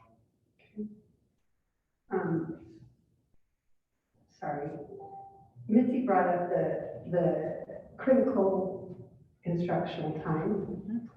So with our new proposed schedule, we're losing 90 hours of instructional time in a year that we know we're not going to get quite as much instructional time, because we're going to have hand washing protocols. We're going to have we're going to have a lot of protocols that are going to take time. I'd love to. And I understand, believe me, that we're going to ask more from teachers, but we already lost how many, 3 months, 2 months? And now we're adding another 90 hours. That's a little, Yeah, And and that's I hope that we didn't lose those full 3 months with the efforts that went in. We understand it was some we different, did, some we but didn't. some, right. You know, it just depends on the student and absolutely. So last board meeting, I think it was last board meeting, I had mentioned and talked about the process by which we identified essential standards, right? And then we've identified the right essential standards, and if we drill down to those are going to be those leverage points that help kids understand those common misconceptions. So what's critical for us, it's not about quantity of minutes. It is. I mean, at the end of the day, you only have so much time, right?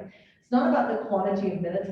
It's about the quality of instruction. And that is finding the right kids and what they're missing, what their prerequisite skills are, and drilling down to those essential standards. Because if we've identified the right essential standards, and this is not a betting game, I know we have, because then a report came out from the Achieve the Core, and we were perfectly aligned in math and language arts. And if we drill into those, we are going to have students that are performing at grade level and performing proficiently. I'm not concerned about the 90 hours, I really am not, because it's about quality instruction. And if I may qualify it from a secondary perspective, because I asked that question of our principals, and I will use the high school as an example. We are talking about 9 minutes for each of those classes, and they felt like the disruption to have a full day that they were missing, like a Wednesday, was far more harmful on the continuity of instruction. So again, if you think about an A/B schedule and then losing time with kids and how long it might be until they see them again, they felt like when you looked at some of the other possibilities or ways to recapture that time, that it would be actually better sustained by having the half-hour day. Now, the other part of that is they felt like it was critical for our teachers as we asked them to be able to maintain the fluidity of kids going in and out of blended or in person, that they were able to keep those kids on track. Because again, if you think about the times that your students might have missed 5 days, and they might have encountered a teacher or two who said, let me get back to you, I don't have time right now. And instead, we're asking our teachers to keep those kids up with the rest of the class and not make them wait until they return. So again, there was a real benefit to that. And then just to add what's been said, one of the things that we have asked our principals to look at, we know that one of the ways the virus is spread is through movement. And one of the recommendations is to decrease the amount of time between passing times in our secondary schools, as well as be more succinct about recess time in our elementary schools. So while yes, it is 30 minutes, there will be some of that recapture through some of those things that our principals are looking at doing right now. But very fair question, and we understand that concern. It's trying to balance both of those. That's for this year. That is for this year. Yes. This year only, that's all we're This asking. schedule for this year at this time. Let's hope. Now, we hope, yeah. Keep your fingers. We're planning on one at a time. We'll see where it takes us, right? And I just don't want to, I don't want to slide back that we lose this. This is a place of time thing, not a, I mean, our teachers can always use more time to work, but our kids can also get time in the classroom, so. And we did not mess with the Wednesdays. Wednesdays stay the same. They're still early out, but we didn't decrease that by 30 minutes, so. And if I may just plug this real fast, while no one thinks that this situation is ideal by any means, by any stretch of the imagination, this can be a catalyst for change in education. And so we have to learn from this past spring and this next year. And we have to be able to adapt, be flexible, and be able to offer to our families what will best educate their students. And right now, we are embarking in that arena right now. And we'll learn from this, and we'll get better at this, and this may change or have a lasting impression on what goes on that has traditionally been a very stable, do it the same way type of education for a long time. And I guess that's, if you come out of this in a year and you're like, actually, that half hour of blended learning is awesome, that's fine, let's just not stay. We've been pretty good about, we don't do something just because we did it before. We do it because it's a good reason to do something, not. Well, this is nothing we've done before, right? No, this is new territory, but what if, just what if, a teacher said, I love this camera so much, I'll videotape live, like Missy was talking about my class, and a kid could tap into it anytime, anywhere. What a change in education, at least as we've known it in the past. So I just think we need to be open and embrace the reality and where we're at right now. And I agree, and I think that this is headed in a great direction. I have one other, not really question, but just for this to work, you've mentioned a few times parent involvement, parent communication, and that's going to be tricky in some situations. And in the ideal world, it would be fabulous, but I'll take my personal experience. I had no communication with my kids' teachers until the last week, and I was like, you've got 4 apps. You know, so we've got to up our teacher, parent, teacher, student all that communication. And I saw your communication plan for the protocols, but keeping these kids on track when there's no, like, have to be there, it's gonna be a little tricky. And high school is tricky that way because you want them to become responsible adults and take care of themselves, but they are still kids. So there still needs to be communication with parents, even though you're trying to teach them to take care of themselves. So you probably noticed that the majority of us in this room were not sleeping, but we have an answer for that. So we actually have the idea of a parent university that is happening during that time that we've allotted for teacher training, that we also will be pushing out online training that will help the teachers and communicate with parents about what campus looks like. It's a module that we bought.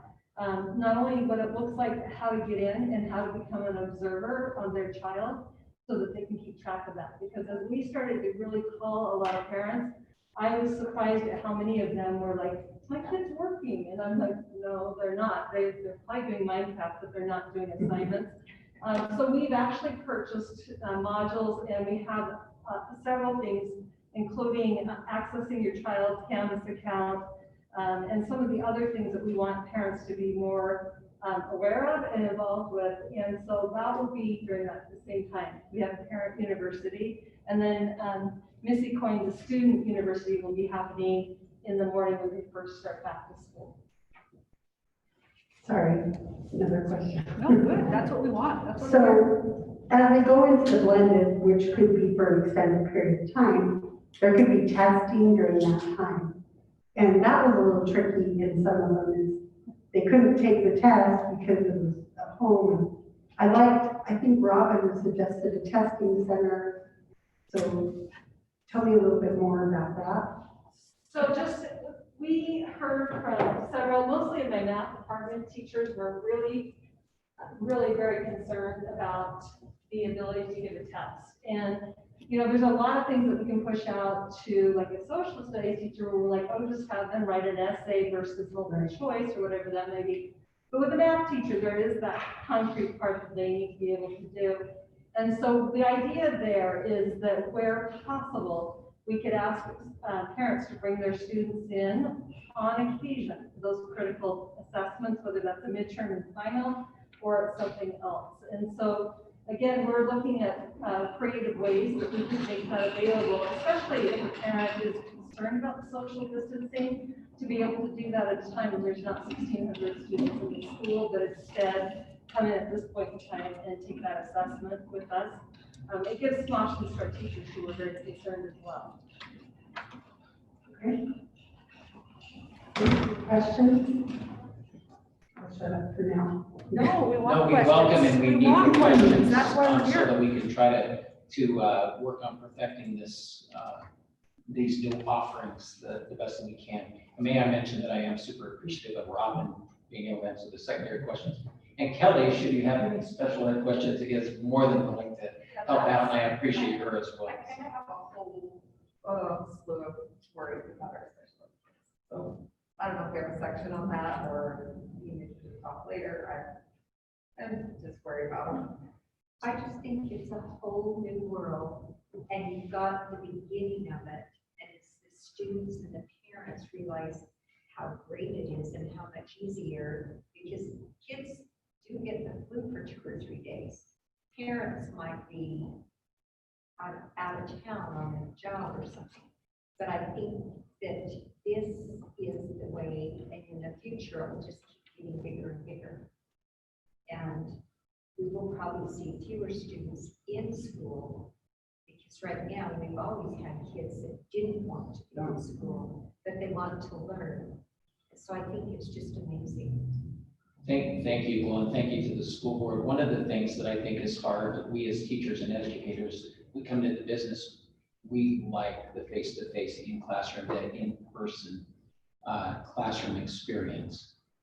Not every student likes that, right? But we like that.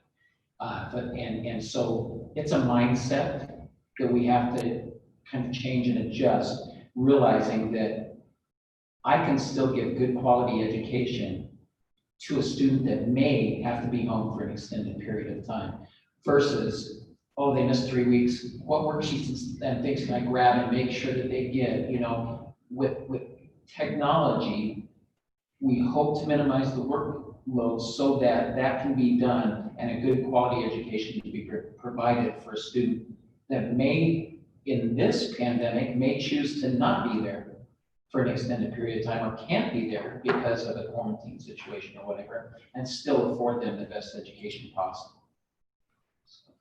I do think that this is the direction education is going. One of the worries I have is pre-pandemic, the biggest worry we have was social emotional learning. And this doesn't really, I mean, this puts more kids in their basement. And that's a little tricky. Really, I have a relative who was a challenge in class and thrived on. Right. So you're catching some different. Educational wise, I don't think that we're lacking. I just wonder those connections and kids connect online. So maybe we're of the old generation where we don't understand that connection online is enough for them. In our mind, it's not, but that's our generation, maybe not theirs. I don't know. And this will be a family choice. So if the family chooses, this is the way, we will have all of that, and I get it. But this will be a choice that the family is going to make. And if they're choosing to keep them home, that is going to be the social emotional part that we'll lose out on. And the flexibility is when it's not working at home, we want the kids back in the school. Right? And one thing. So again, some of the, I have 3 mom groups that I belong to, and like listening to the agony that they had, all of their kids were between kindergarten and seniors. And that ability also to maybe cherry pick, and we're not saying like come for only one period, but we are saying maybe they come twice a week when they have their really super hard day, or they come, they have their kid there as much as possible, that there's something that else that they need to do, or that they're worrying about. They're wanting to attend to that anxiety and diminish that anxiety because it's all over the place. Yeah, and so I guess that would go to special ed, that maybe some of them could use some of those. I just worry about these kids a lot. So, and if a family chooses all online for their student who has an IEP special ed services, they would still get those services. Okay. So whether it's counseling with a social worker or occupational therapy or special ed, that would still be part of it. Those things would still be. Yep, it would be part of their IEP services, and if they choose to go online, then we would provide those that way. I feel like that's a family decision, and having a special needs child adds a whole other level to that, because a lot of them have, their systems are very fragile, but then the special ed teachers are so well trained to help those children. Oh, I hate to have to make that decision. No, they would still have their services. But they would have to decide to keep them home and all online or send them, whatever. And Board President Anderson, maybe one of the things, I don't know how much research is out there, but maybe one of the things that we really can commit to explore is how to support social emotional learning from an online and blended model. And that could be something that we could look at and see what is there, or how can we attempt to do that, work with our professionals, our social workers and counselors and others, and with the research that's out there, and see with Carol Anderson, and see what components could be included in an online and a blended format, as well as we need to continue that and improve that in our in-class. We know that was a priority as well. So thank you. And the other concern is making sure no one falls through the cracks. Our elementary probably won't be that difficult, but I mean, if a kid decides I'm going to do blended learning after lunch, and he all of a sudden disappears, we need to make sure, we just don't want any kid to fall through the cracks. Secondary is going to be a little trickier because they are going to be able to come and go. They all have that ability to do that. They did that in class before the pandemic. Right. And then show up a little bit. Yeah, so that's going to be, I mean, it is what it is. You can't. But it doesn't minimize your point, and the point is we can't afford to leave students behind. We can't afford to let them fall through the cracks. We have to do our best to be able to monitor and keep track and make sure that we help them improve grade level to grade level. Well, Educationally, for sure, but safety-wise Well, too, you yes. know, and I'm just making looking sure at, we know where kids are at during the day. I'm looking at these next few pages and it's both social, emotional. If you're looking at this from a kid, you take away every fun thing. I mean, so we gotta make sure they're still doing okay. Like kids look forward to field trips, assemblies, incentives, you know, we're gonna have to watch these kids close, because even though we have them back in the classroom, some of those things they love and they live for. Vice are President happening Johnson, for a while. that is a great reminder, that as some of these things that may be the things that they really look forward to, how can we create online experiences and or blended or in-class experiences that they enjoy and that they will come back to replace some of those things that we won't be able to do this next year. Performances. All right, thank you. Thank you. I'm excited. I think it's a great plan. Oh, but there's more. But wait, we're only on page 4. Thank you. So again, thank you to the teaching and learning team who has spent a lot of time. And we know that there are still a lot of things we need to work on, and we appreciate that. A couple of things, another thing we did put in here in the event that Board President Anderson, the Salt Lake County Health Department, and or the governor request and approve a reduction in the number of students in the building. That may be we have to reduce capacity for some reason, or we have to go to online learning. We will move to an alternate schedule. So that will be a decision that will be made by those entities. Melinda, you brought up assemblies. At this point, the direction that we have received from the Salt Lake County Health Department, as well as the State Office of Education, is to, for at least the first term, use alternate ways to do assemblies. Having a large gathering of students together in an auditorium is something that they are very concerned about because of the fact contact tracing is very challenging in that situation. So our proposal to you is that we would ask them to do alternate ways of assemblies for the first term and then reassess that each term. We're not saying to do away with it, but hoping that we can find ways to do that. Does that, I mean, I know that doesn't make it better, but. No, I just worry about the kids. I just worry about. Like if they're getting educated, they just love the other stuff. Right. Their highs for the days and their lows for the days. And I think we think, you know, we'll put a performance online and then we think, well, that acapella group didn't get that chance to perform. I just hope. Right. Well, and that makes very perfect sense. I do know, I have full faith and confidence in our administrators who are very creative and are looking at ways that they can do some of these things. And again, my hope is this is short term, but we just don't know. Athletics, sorry, I didn't mean to move on from that. Do you have other questions about that? Okay. And very valid. Athletics, we've already discussed that we will follow all of the guidance given by the Utah High School Activities Association. There is a chart from the medical committee that if you wanted to add that. Oh, I will put that in. Yes, I did see that. Did you see that? Okay. That's Might be a really good addition. So that was sent out by the High School Activities Association today. There's a chart. And for those of you who were not on that, so I will add that in.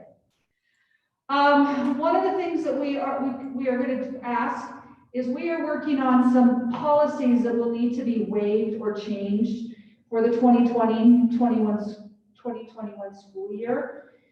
One of those policies, and we are not ready to present that to you yet, but hopefully we will the next time we meet. We currently have an attendance policy that has some pretty good restrictions in it.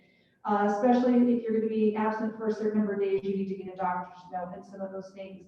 And given the situation we find ourselves in, those are things that we need to look at carefully and give consideration to, because we certainly want families, when they are ill, we want those children to stay home. We don't want them coming to school.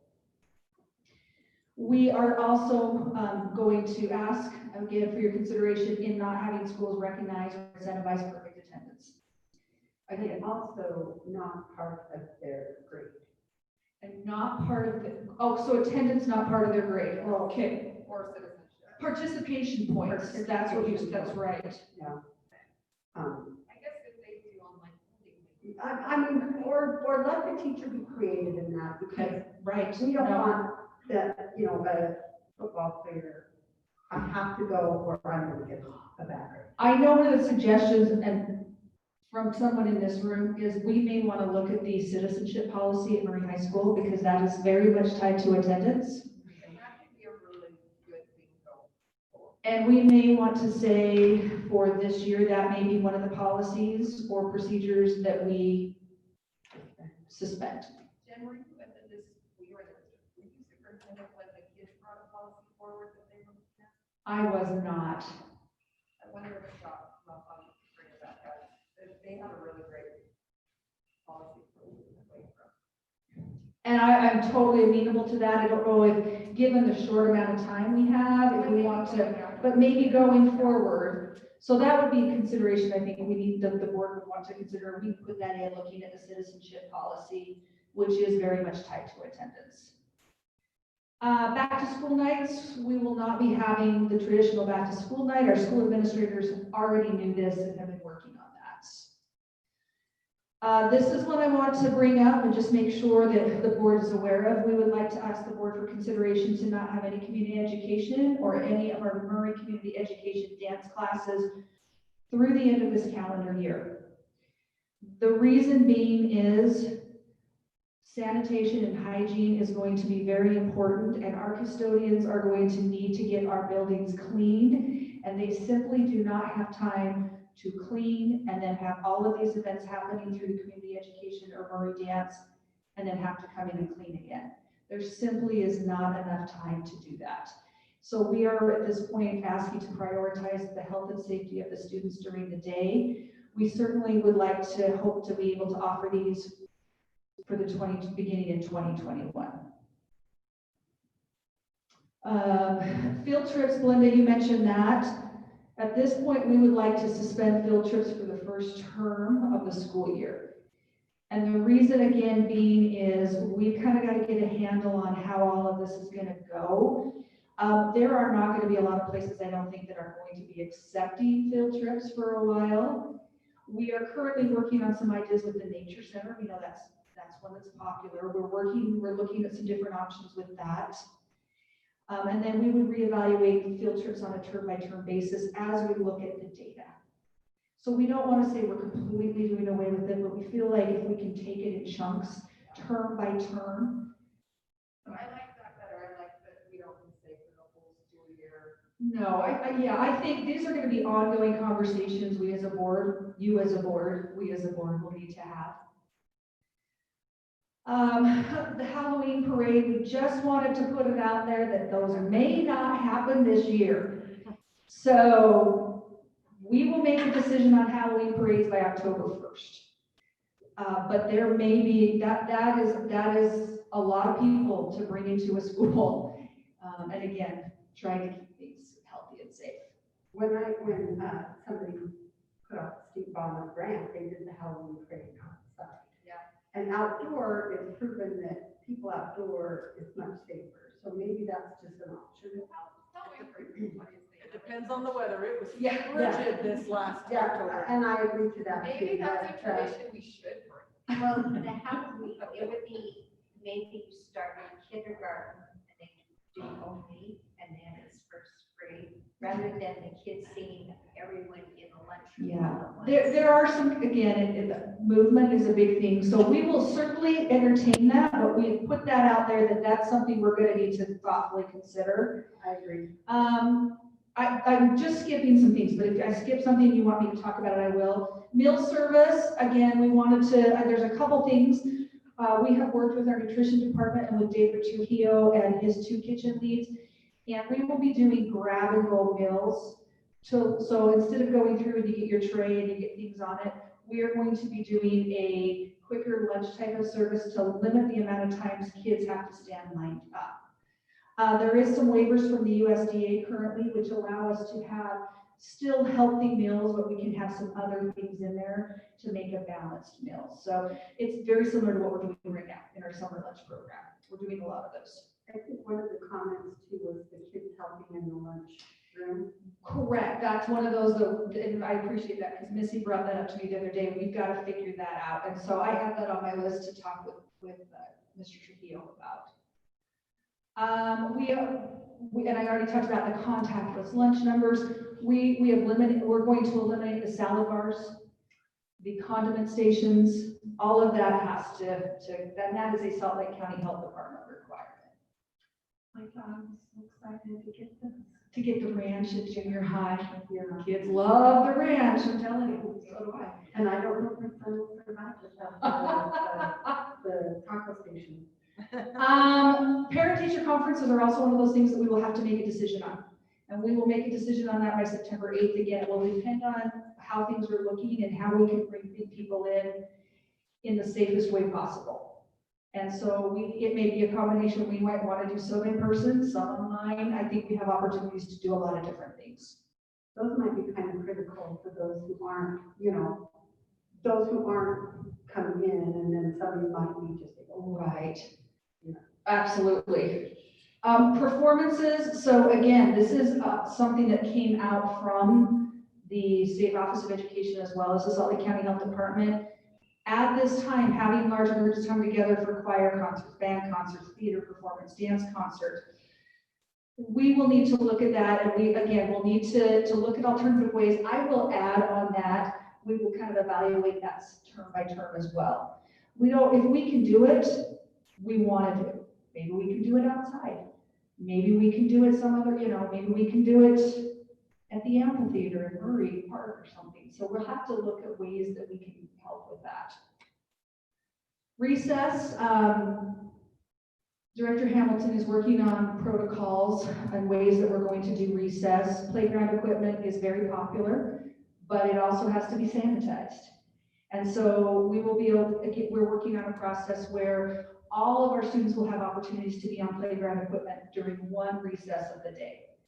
Other recesses, they will be in other kind of structured activities, but we can't have every kid on the playground equipment every single recess period because we cannot keep up with the cleaning. And so Superintendent, but to be clear, we will be having recess. I know. Oh yes, we will be having recess. Let me say that again. We will be having recess. We are not eliminating recess. That's important. Kids need to go out. And the lecture one is important, which it's gonna be depending on the school. Yeah. That's the kind of thing that's coming out a lot, like they have to use their school classroom every day. No, we don't intend to have them meet in their classroom unless there's some unique situations, like I said, with a couple of principals, and they are meeting with their building leadership team and making those decisions. They will get to go out. Couple of other things, student activities and meetings. This kind of goes along with the High School Activities Association. They will all have to wear masks now. They will have to keep attendance so that we know who was there. Travel, I did want to mention, we have talked about that. Currently, we have that suspended, the board. We talked about that through August 17th. And then we will need to consider travel requests after that date. So all of the travel that we had approved, I reached out to all of those individuals and they did, actually none of them really happened.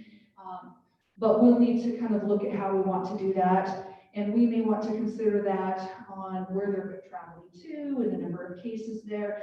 Again, right now, I don't think there's a lot of conferences or those types of things that are going on large scale. The last one on here that I'm going to talk about is volunteers and visitors. We will be limiting volunteers and visitors to our schools.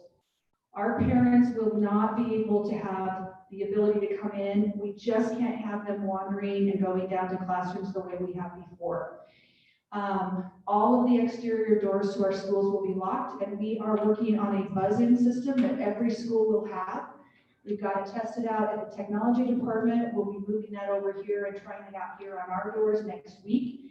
There will be a buzzing system that will be connected to the secretary who can ask what they need, check to make sure they have a mask, and then buzz them in directly to the front office. And so that was a big thing on our educator surveys, is limiting the amount of outside people in our building. We want to try and keep the same group of people in our building.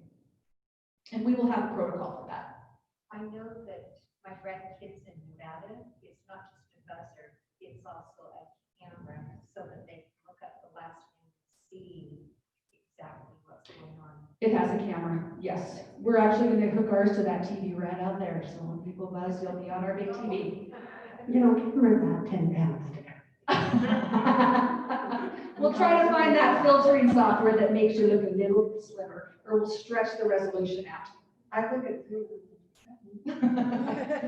Okay, so that covers that big section of repopulating schools. Is there anything that you would maybe we didn't talk about, you would like to talk about? We've been keeping notes of things we'd like to update or change. I've got a lot of questions about like student activities, dances. So those are the things that we're going to have to decide how we're going to handle. If that's those large scale activities, I would suggest maybe the first term we look at very limiting those. If not, then we will need to make a protocol, and I will take direction from you on how you'd like that to look. It would have to be masked, and they would have to be able to do contact tracing. Anytime we have a large scale activity, I spoke with Gary Edwards, who is the head of the Salt Lake County Health Department yesterday. He gave me a call. Any activities we have to be able to do contact tracing. So if we have a dance, we would need to figure out a way how we could figure out who was within 6 feet of each other. So how is that going to work with like athletics? So you would talk to our mayor, and our mayor says ticketed items. Mm-hmm. And if you can sell it, not sell a ticket, give a ticket out, whatever's on the list. There was a wide range of how people interpreted that. Being a right in high school is gonna do like, he first said he was gonna do aisles and seats, and then he kind of backed out. Then they do like, you have to sit in the red section, the blue section, or whatever. That's gonna be a health department decision, because that's what I've heard, knowing specifically where people are sitting. But how do you do it with a dance? Just knowing they're at the. If they don't dance, they're all moving. I mean. So we can certainly, that is just something we'll have to, and if you would like to give me direction to look at how we can do dances in the first term, I'm happy to do that. I can, we have a new dedicated contact person at the Salt Lake County Health Department he actually has our plan. Dr. Ed, or he's not a doctor, he told me yesterday, Mr. Edwards has also reviewed our plan. So. I don't know, like, in combination, those two would be worth talking to them about. What is about, like, supporting events? What are we looking at in our health script? How are they expecting that to be looked at? I'd like to go back to Liberty Elementary. They have the driver's license of parents, so that you could, if you're seeing someone, you would be able to see that that is the parent coming into the school. With visitors coming in. Yes, we will still have those systems, so yes, absolutely, we will have protocols with our. I would think that's worth asking and maybe talking about with Scott on the weekend, his team, what they might already have thoughts on it, about dances and sports venues. And sports, we have not talked anything about yet because we have been waiting for direction from the Utah High School activities. This one's gonna be for fall, because like our soccer fields kind of lend themselves to social distancing, like. Yeah. But luckily, we have a little bit of time because they're outdoors. Yeah. Outdoors seem to be a little bit easier, but you've got volleyball, that's in the fall, whatever, I don't know.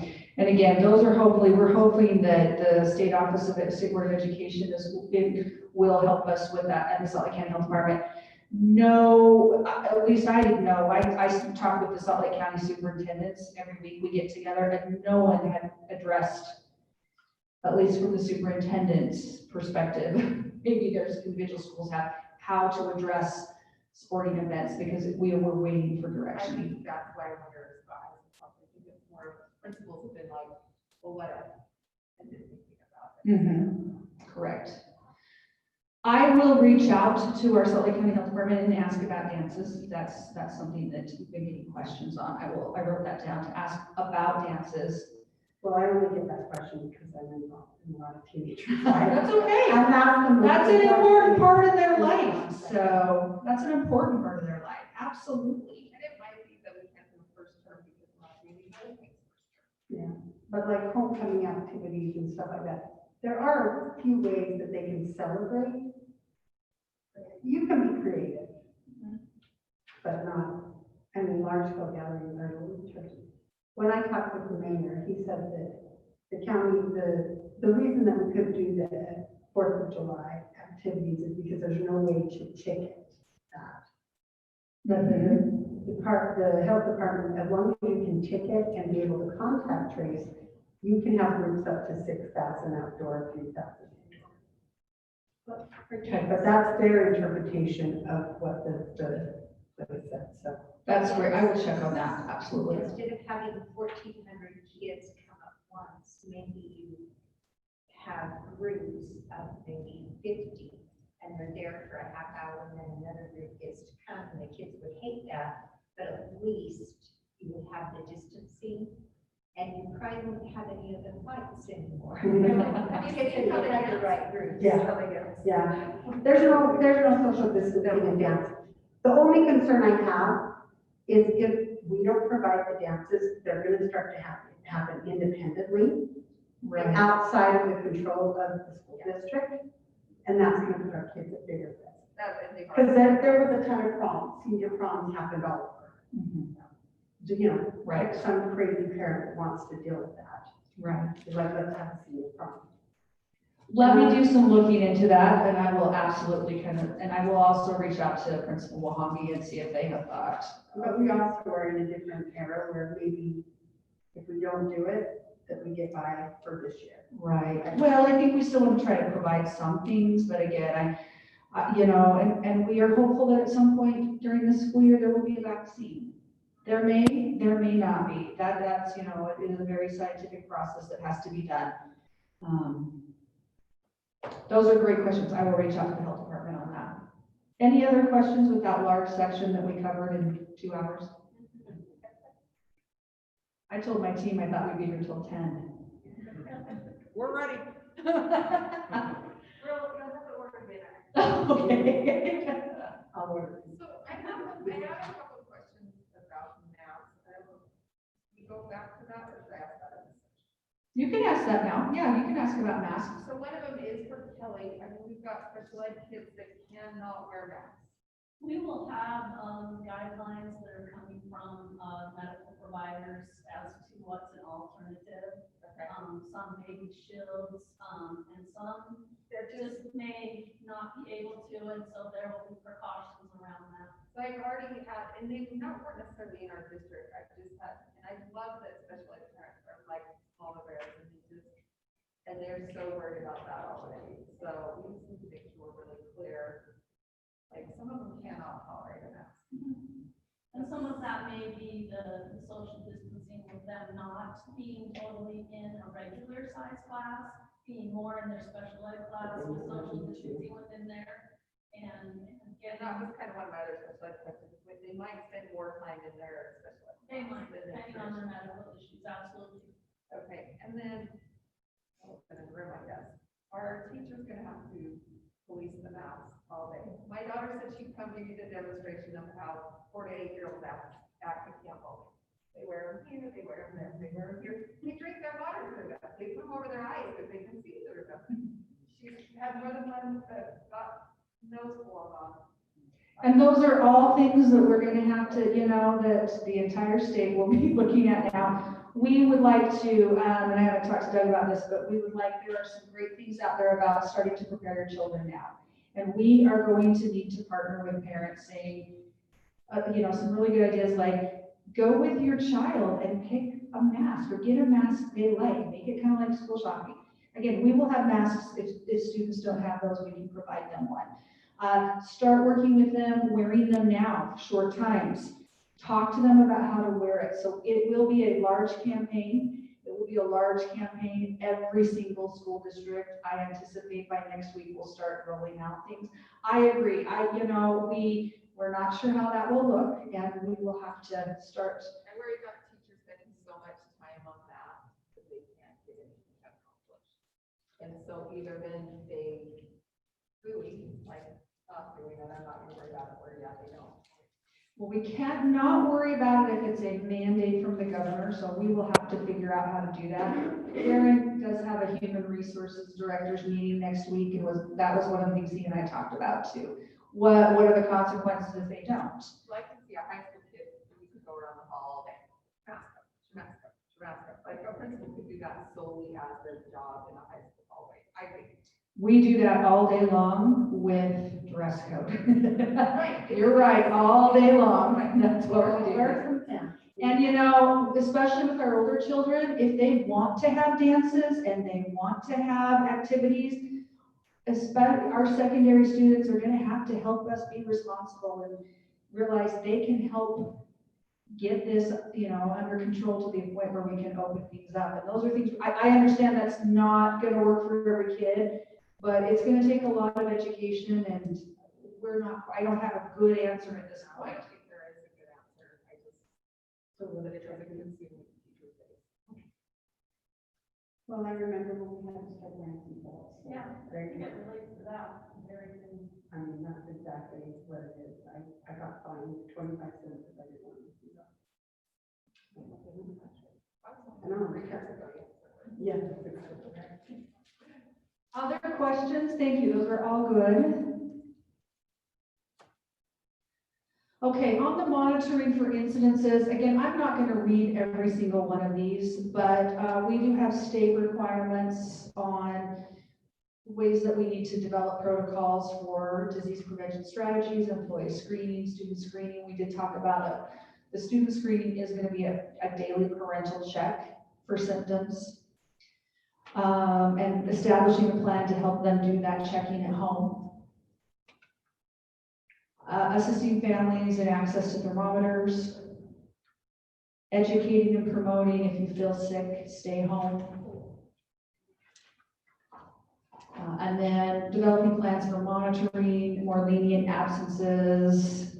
We will have in our registration an affirmation page that they have to sign that parents will not send their children to school if they have symptoms. So and again, we understand that they might sign that, and signing it and doing it are two things. We've really been thoughtful about how to provide educational services. So if students want to stay home or because they're ill or a parent wants them to, they can still get that work done. And that's right with the participation points, President Anderson, that we talked about. Any questions in that section?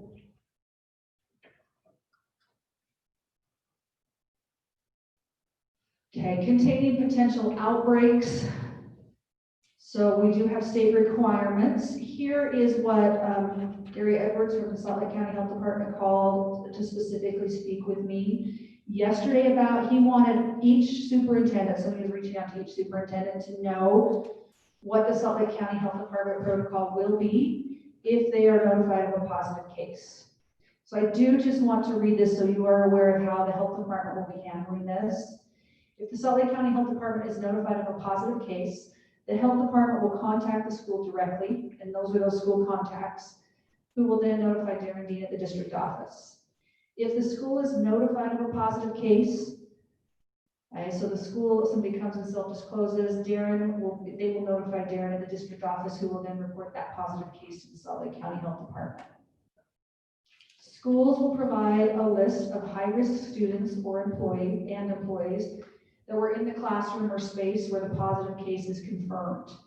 So we do know who our high-risk employees are. We do know who our high-risk students are through what parents put in during the registration period. They put in medical concerns. We will have to look anyone in that class or that area that was in contact with the person that tested positive. We will provide those names to the Salt Lake County Health Department, and they will do the contact tracing with high-risk individuals. So only high risk. But only high risk. The school will be responsible for sending an electronic notification to all students, employees who are not high risk. So we will do that, the notification that way. Students or employees who test positive will be excluded from the school for 10 days or 3 days after symptoms stop, whichever is the longest. 10 days, it's just 10 days, yeah. Yeah, the virus isn't bound by school days, so that's probably better for us. That, you know, well, right, this is what, yes, I asked him that, and he said this is what their protocol they're gonna follow. I think if you show symptoms and tested positive, it's 10 days. If you haven't shown symptoms, Yes. it's 14. It is, because on the next one, if siblings or children of students or employees have tested positive, they will also be need to excluded for 14 days, even though they haven't tested positive.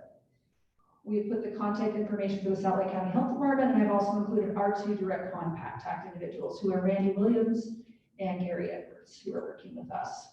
So if someone tests positive in the classroom, I would not necessarily have to do quarantine, I'm just notified. Correct. And it will be to watch for symptoms. They are not going to be shutting schools down or shutting things down entirely when someone tests positive moving forward. We are going to notify and have parents watch their students is the directive that they are now going. So how does this work into HIPAA? Because We can't tell what, as far, you mean with us getting Yeah. names? That is something that the health department has already worked out. We are bound to give those names to those individuals because of the contact tracing that needs to be done in the light of a pandemic. But when you call and say there's been a case in our classroom, you don't say. We do not give the name, and we won't be calling, that'll be hard, because we know how that was when it happened on the 12th, and people wanted to know who's the person or persons, and what school are they at, and I want to know right now, because I want to know, and we couldn't tell them that, and we didn't tell them that. Okay, so. well, they told. Right? And that's the thing in this whole community, because it's down the road, it didn't come from us. We can't give their names. So that one's gonna be a little tricky because the minute it happens, we're gonna get calls like crazy. And And we will let them know we are working with the Salt Lake County Health Department. and so we can tell people, if you were in direct contact, you will be notified. If you were not, you will not be notified. Correct. Correct. And that is going to be a lot of fun. But I appreciate Mr. Dean, who's working on those letters that we'll be able to. And is that gonna be your responsibility? We will probably have, well, it was originally, but we haven't decided who, but it may fall to the school principal simply because they have class lists, they have easier access to Aspire to just send that out that way. Or we are working on another communication vehicle as well for all of our schools. Did you want to say? No. I think it hopefully, I mean, the HIPAA laws are like scary to death kind of laws. So hopefully there's a little bit of leniency that we follow the right protocol. And if there's an oops, then we don't have.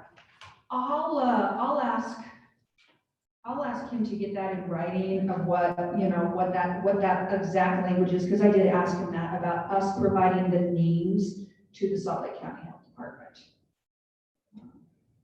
I think at this point, young children to teenagers, there's very few virus. It's getting more and more, I think they just group because they don't show symptoms much. But they're super spreaders.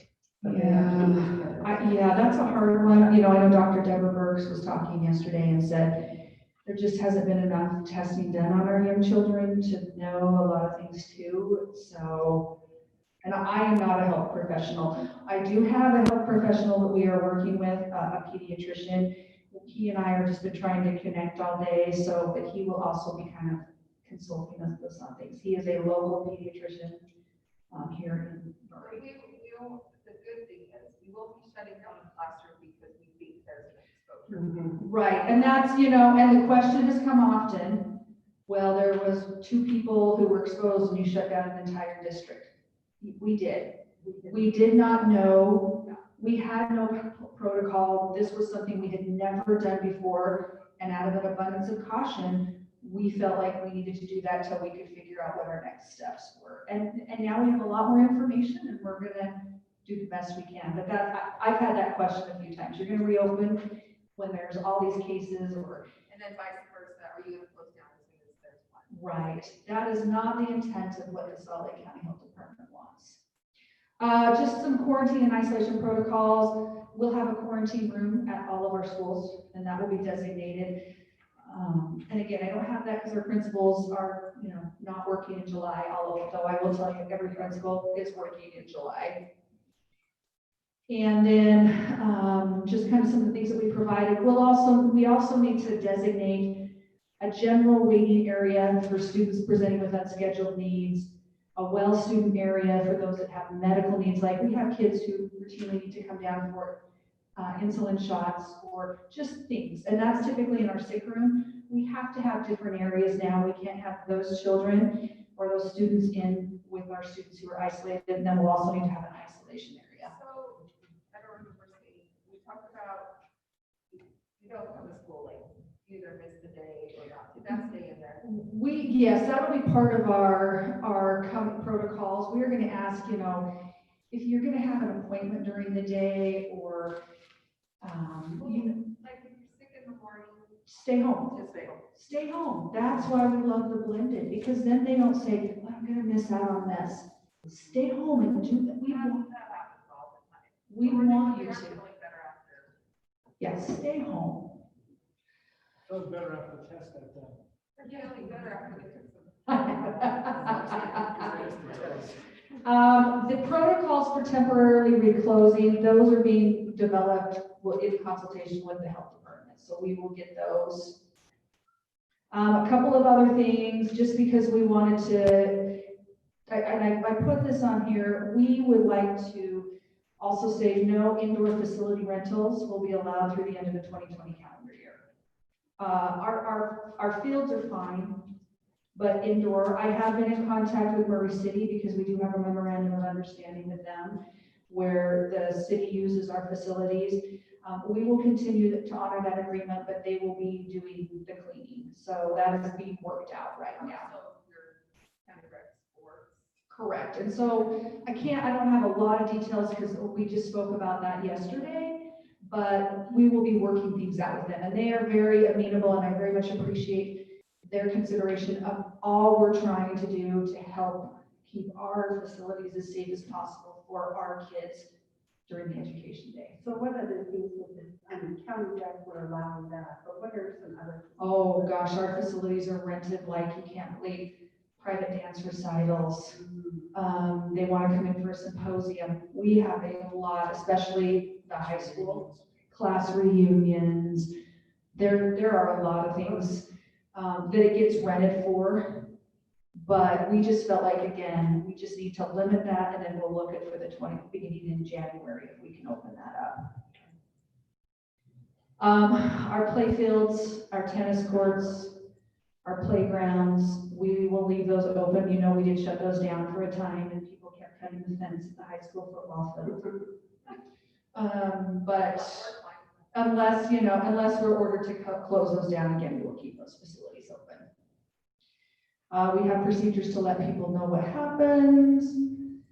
We have reviewed our continuity of education plans during our soft closure, some of the things that we've done. We did hear very strongly, and we went over that survey last board meeting. Our parents very much would like to have similar layouts in Canvas and similar layouts in Google Classroom. And so we have purchased templates in Canvas. Director Williams has gone through, that's already been rolled out to all of our secondary. Director Hamilton has been talking with her individuals too. We just want to make sure it's easier. And they're going to be required to use one of those three? Yes, they were required to use one of those three.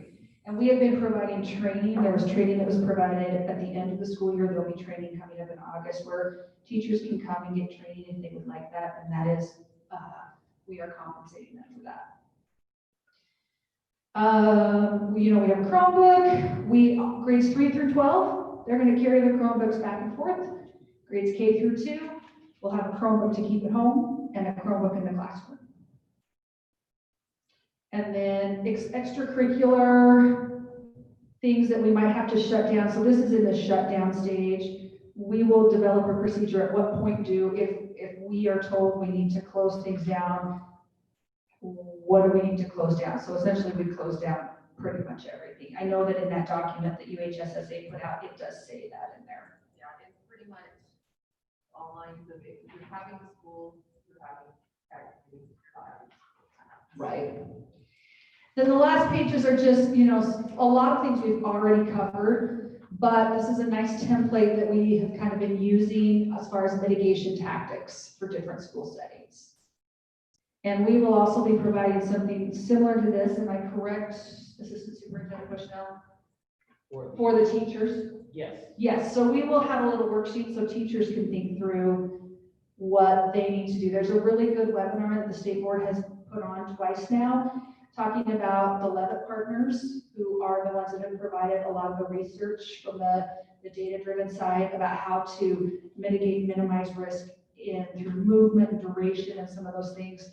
So we will be, teachers know best, and teachers are great at procedures. So we don't want to dictate, this is how your students will come in, this is how your students will flow through the class. Teachers can figure that out. So we'll have a template that they can use for that. That's a lot. Okay. Are there things in the plan that we didn't cover that you would like to discuss? You would think there's so many things to think about when trying to open up a school. Crazy. I do have something, with class sizes, especially, well, I guess both. They're capped at, did you say 35? Well, it can go anywhere from 25 in elementary, 25, 26, 27. In our high schools, they are, in our junior highs, they are larger, yes. Right. Do we have a way to temporarily lower that cap? So that there aren't 30 plus kids in So short of doing alternative scheduling where we only have half come on certain days, we believe, and we'll have to see, but because we have different learning options, we believe we will have some online, some will be participating in the hybrid, some will be in class. And that is one of the things we will have to carefully watch that to see how that fluctuates and how many students are actually in the classroom. But unless we want to go to a complete every other day model where we see our students, there really is no other way to do that. We are, like I said, cleaning out the clutter, moving desks as far apart as possible as we can. So that's the best answer that I have for that. That's a giant pot of money we could add to FTE, but we don't have rooms. And especially our little elementary, we don't have rooms to make it, even if we have another, we do it all the time if we have the, so we're, it's a. Well, we have 11% that are going to, said they're going to do online. Well, and that's before the mask mandate, so we don't Right. know, we don't know if that's gonna increase our numbers or if it's actually gonna decrease our numbers. We don't know. Right, because there's going to be some people that said, if I have to wear a mask, I'm not coming. Right. And now we just don't know where that's going. It's hard to know right now how many we'll actually have in the school until we get in school. Yeah. And from a financial perspective, Mr. Reese, we will capture the WPU on all those online learners, correct? Yes, they will be Murray students. And that's BYU high school too. Yes. So that's, okay. So that's my answer. That's another one of the questions that I'm getting a lot. Sure. There were 30 plus kids in my kid's class. Sure. How are we gonna keep them 6 feet apart? Right. The mandated masks are a help now because that is a great help I think a good answer is to the best part. Yeah. to the best of our ability. Yeah. Did he put a time frame on mandated masks? Is it for the whole school year? Is it? He did not put a time frame. We very carefully listened to that, so there is not a time frame. So no. Well, probably we know that January 1 when he's in. No, we did not hear that there was a timeline on that. So And then we're gonna obviously take some of our teachers to do the total online learning portion. We are not taking our teachers. They are going to, we're not going to assign them. We are going to ask individuals if they would be interested in assuming an additional assignment for an additional pay. So we are not taking FTE away from any school. We did consider that, which means we would have had to take one teacher from every elementary school. I think it's a little bit trickier in the secondary schools. And so we have worked out ways, we are going to do some additional compensation for those individuals who accept that assignment. Thinking of it that way, could they be using their streaming, not streaming live, but using that camera to capture it, using it for their online only? There could definitely be a way to do it. So yes, there's some things that you have to do in an online environment that are different than in a blended environment. But yes. Using some of their resources Uh-huh. here. You bet. The online is not the same as the blended. No, online is completely online. It's totally separate. And online, we're going to ask for a commitment of one semester because we don't know how many, we right now have it scheduled. We will have one teacher in each grade level at the elementaries, and then we've got it structured at the secondary. But if we get a lot of people, we're going to have another group also come in and do that. So. And I think you could have people bounce both ways, like people that send their kids to school and then they are anxious and different things, and so they're like, well, and then you have to reverse, like, we tried online. Well, the online commitment's a year to stay in it, but is it a year to get into? It's a semester to stay in it, and those are conversations that we're gonna have to have individually, like Assistant Superintendent Bushnell said, we're gonna need to talk with parents and counsel with parents.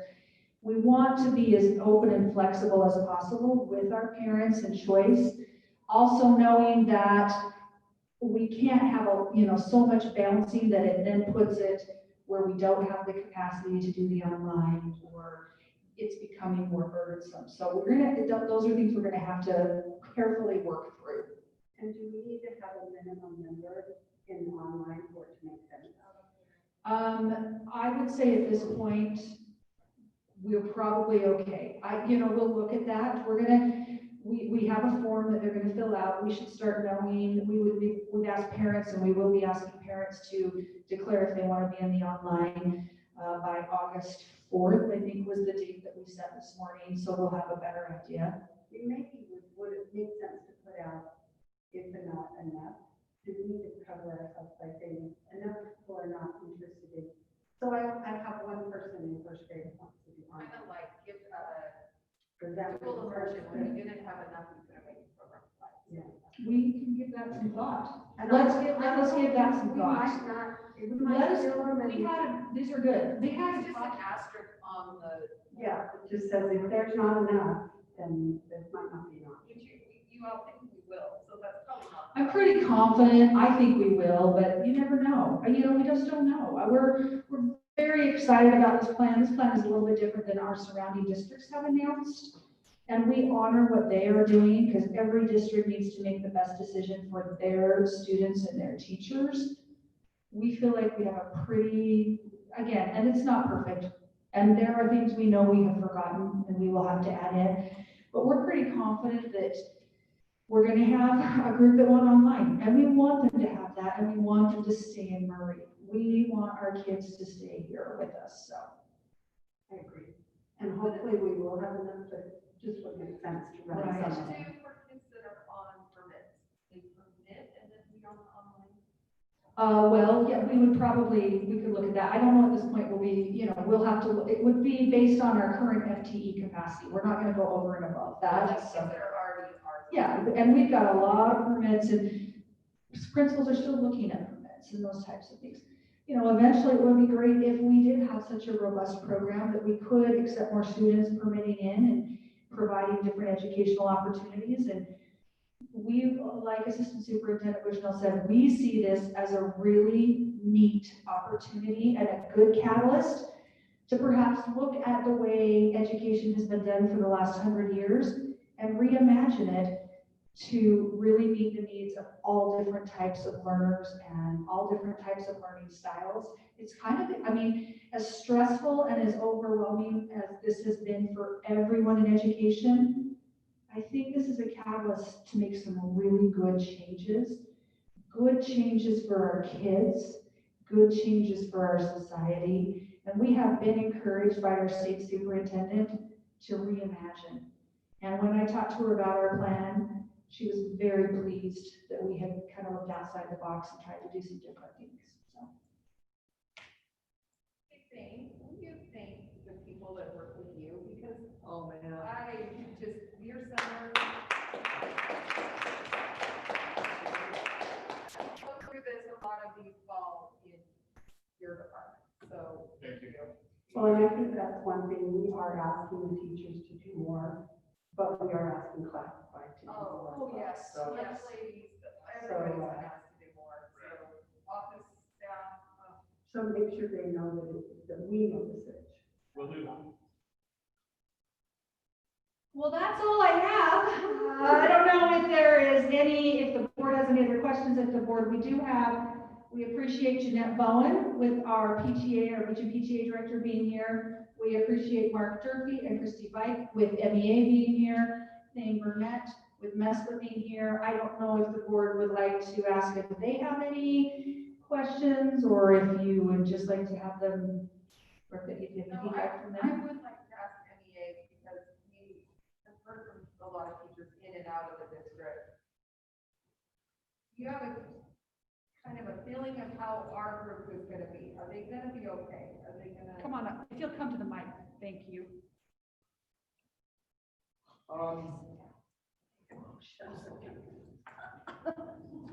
The concern, obviously, is just health, safety of students, safety of our staff, just overall safety. Overall, from the surveys and from what I've heard, teachers want to be in school. I think that our teachers just work really hard in the spring to make it valuable for students, and so I think we're so we're ready to come back. I think that, but there's just a lot of unknown questions, and I appreciate Superintendent Cummington. Mark's my new BFF. He's on speed dial. Mark Durfee. Well, that's what I call. We talk sometimes several times a day. I can add you, Christy, if you want. With our teachers, not just telling our teachers what we're doing. Right, and I think that one thing that we talked about is the extra time, the extra half hour, on the 4 days a week, and then the half days at the beginning of the year. I think that that's going to be critical to basically pulling this off, to do it, to following this plan. It's not going to be easy. I think sometimes, like, the cameras in a classroom will work for some, not going to work for others, and it's going to be a learning curve. And so, but I think we're in a situation with technology and support that I think we're in a good place, but there's a lot of detail to fill in.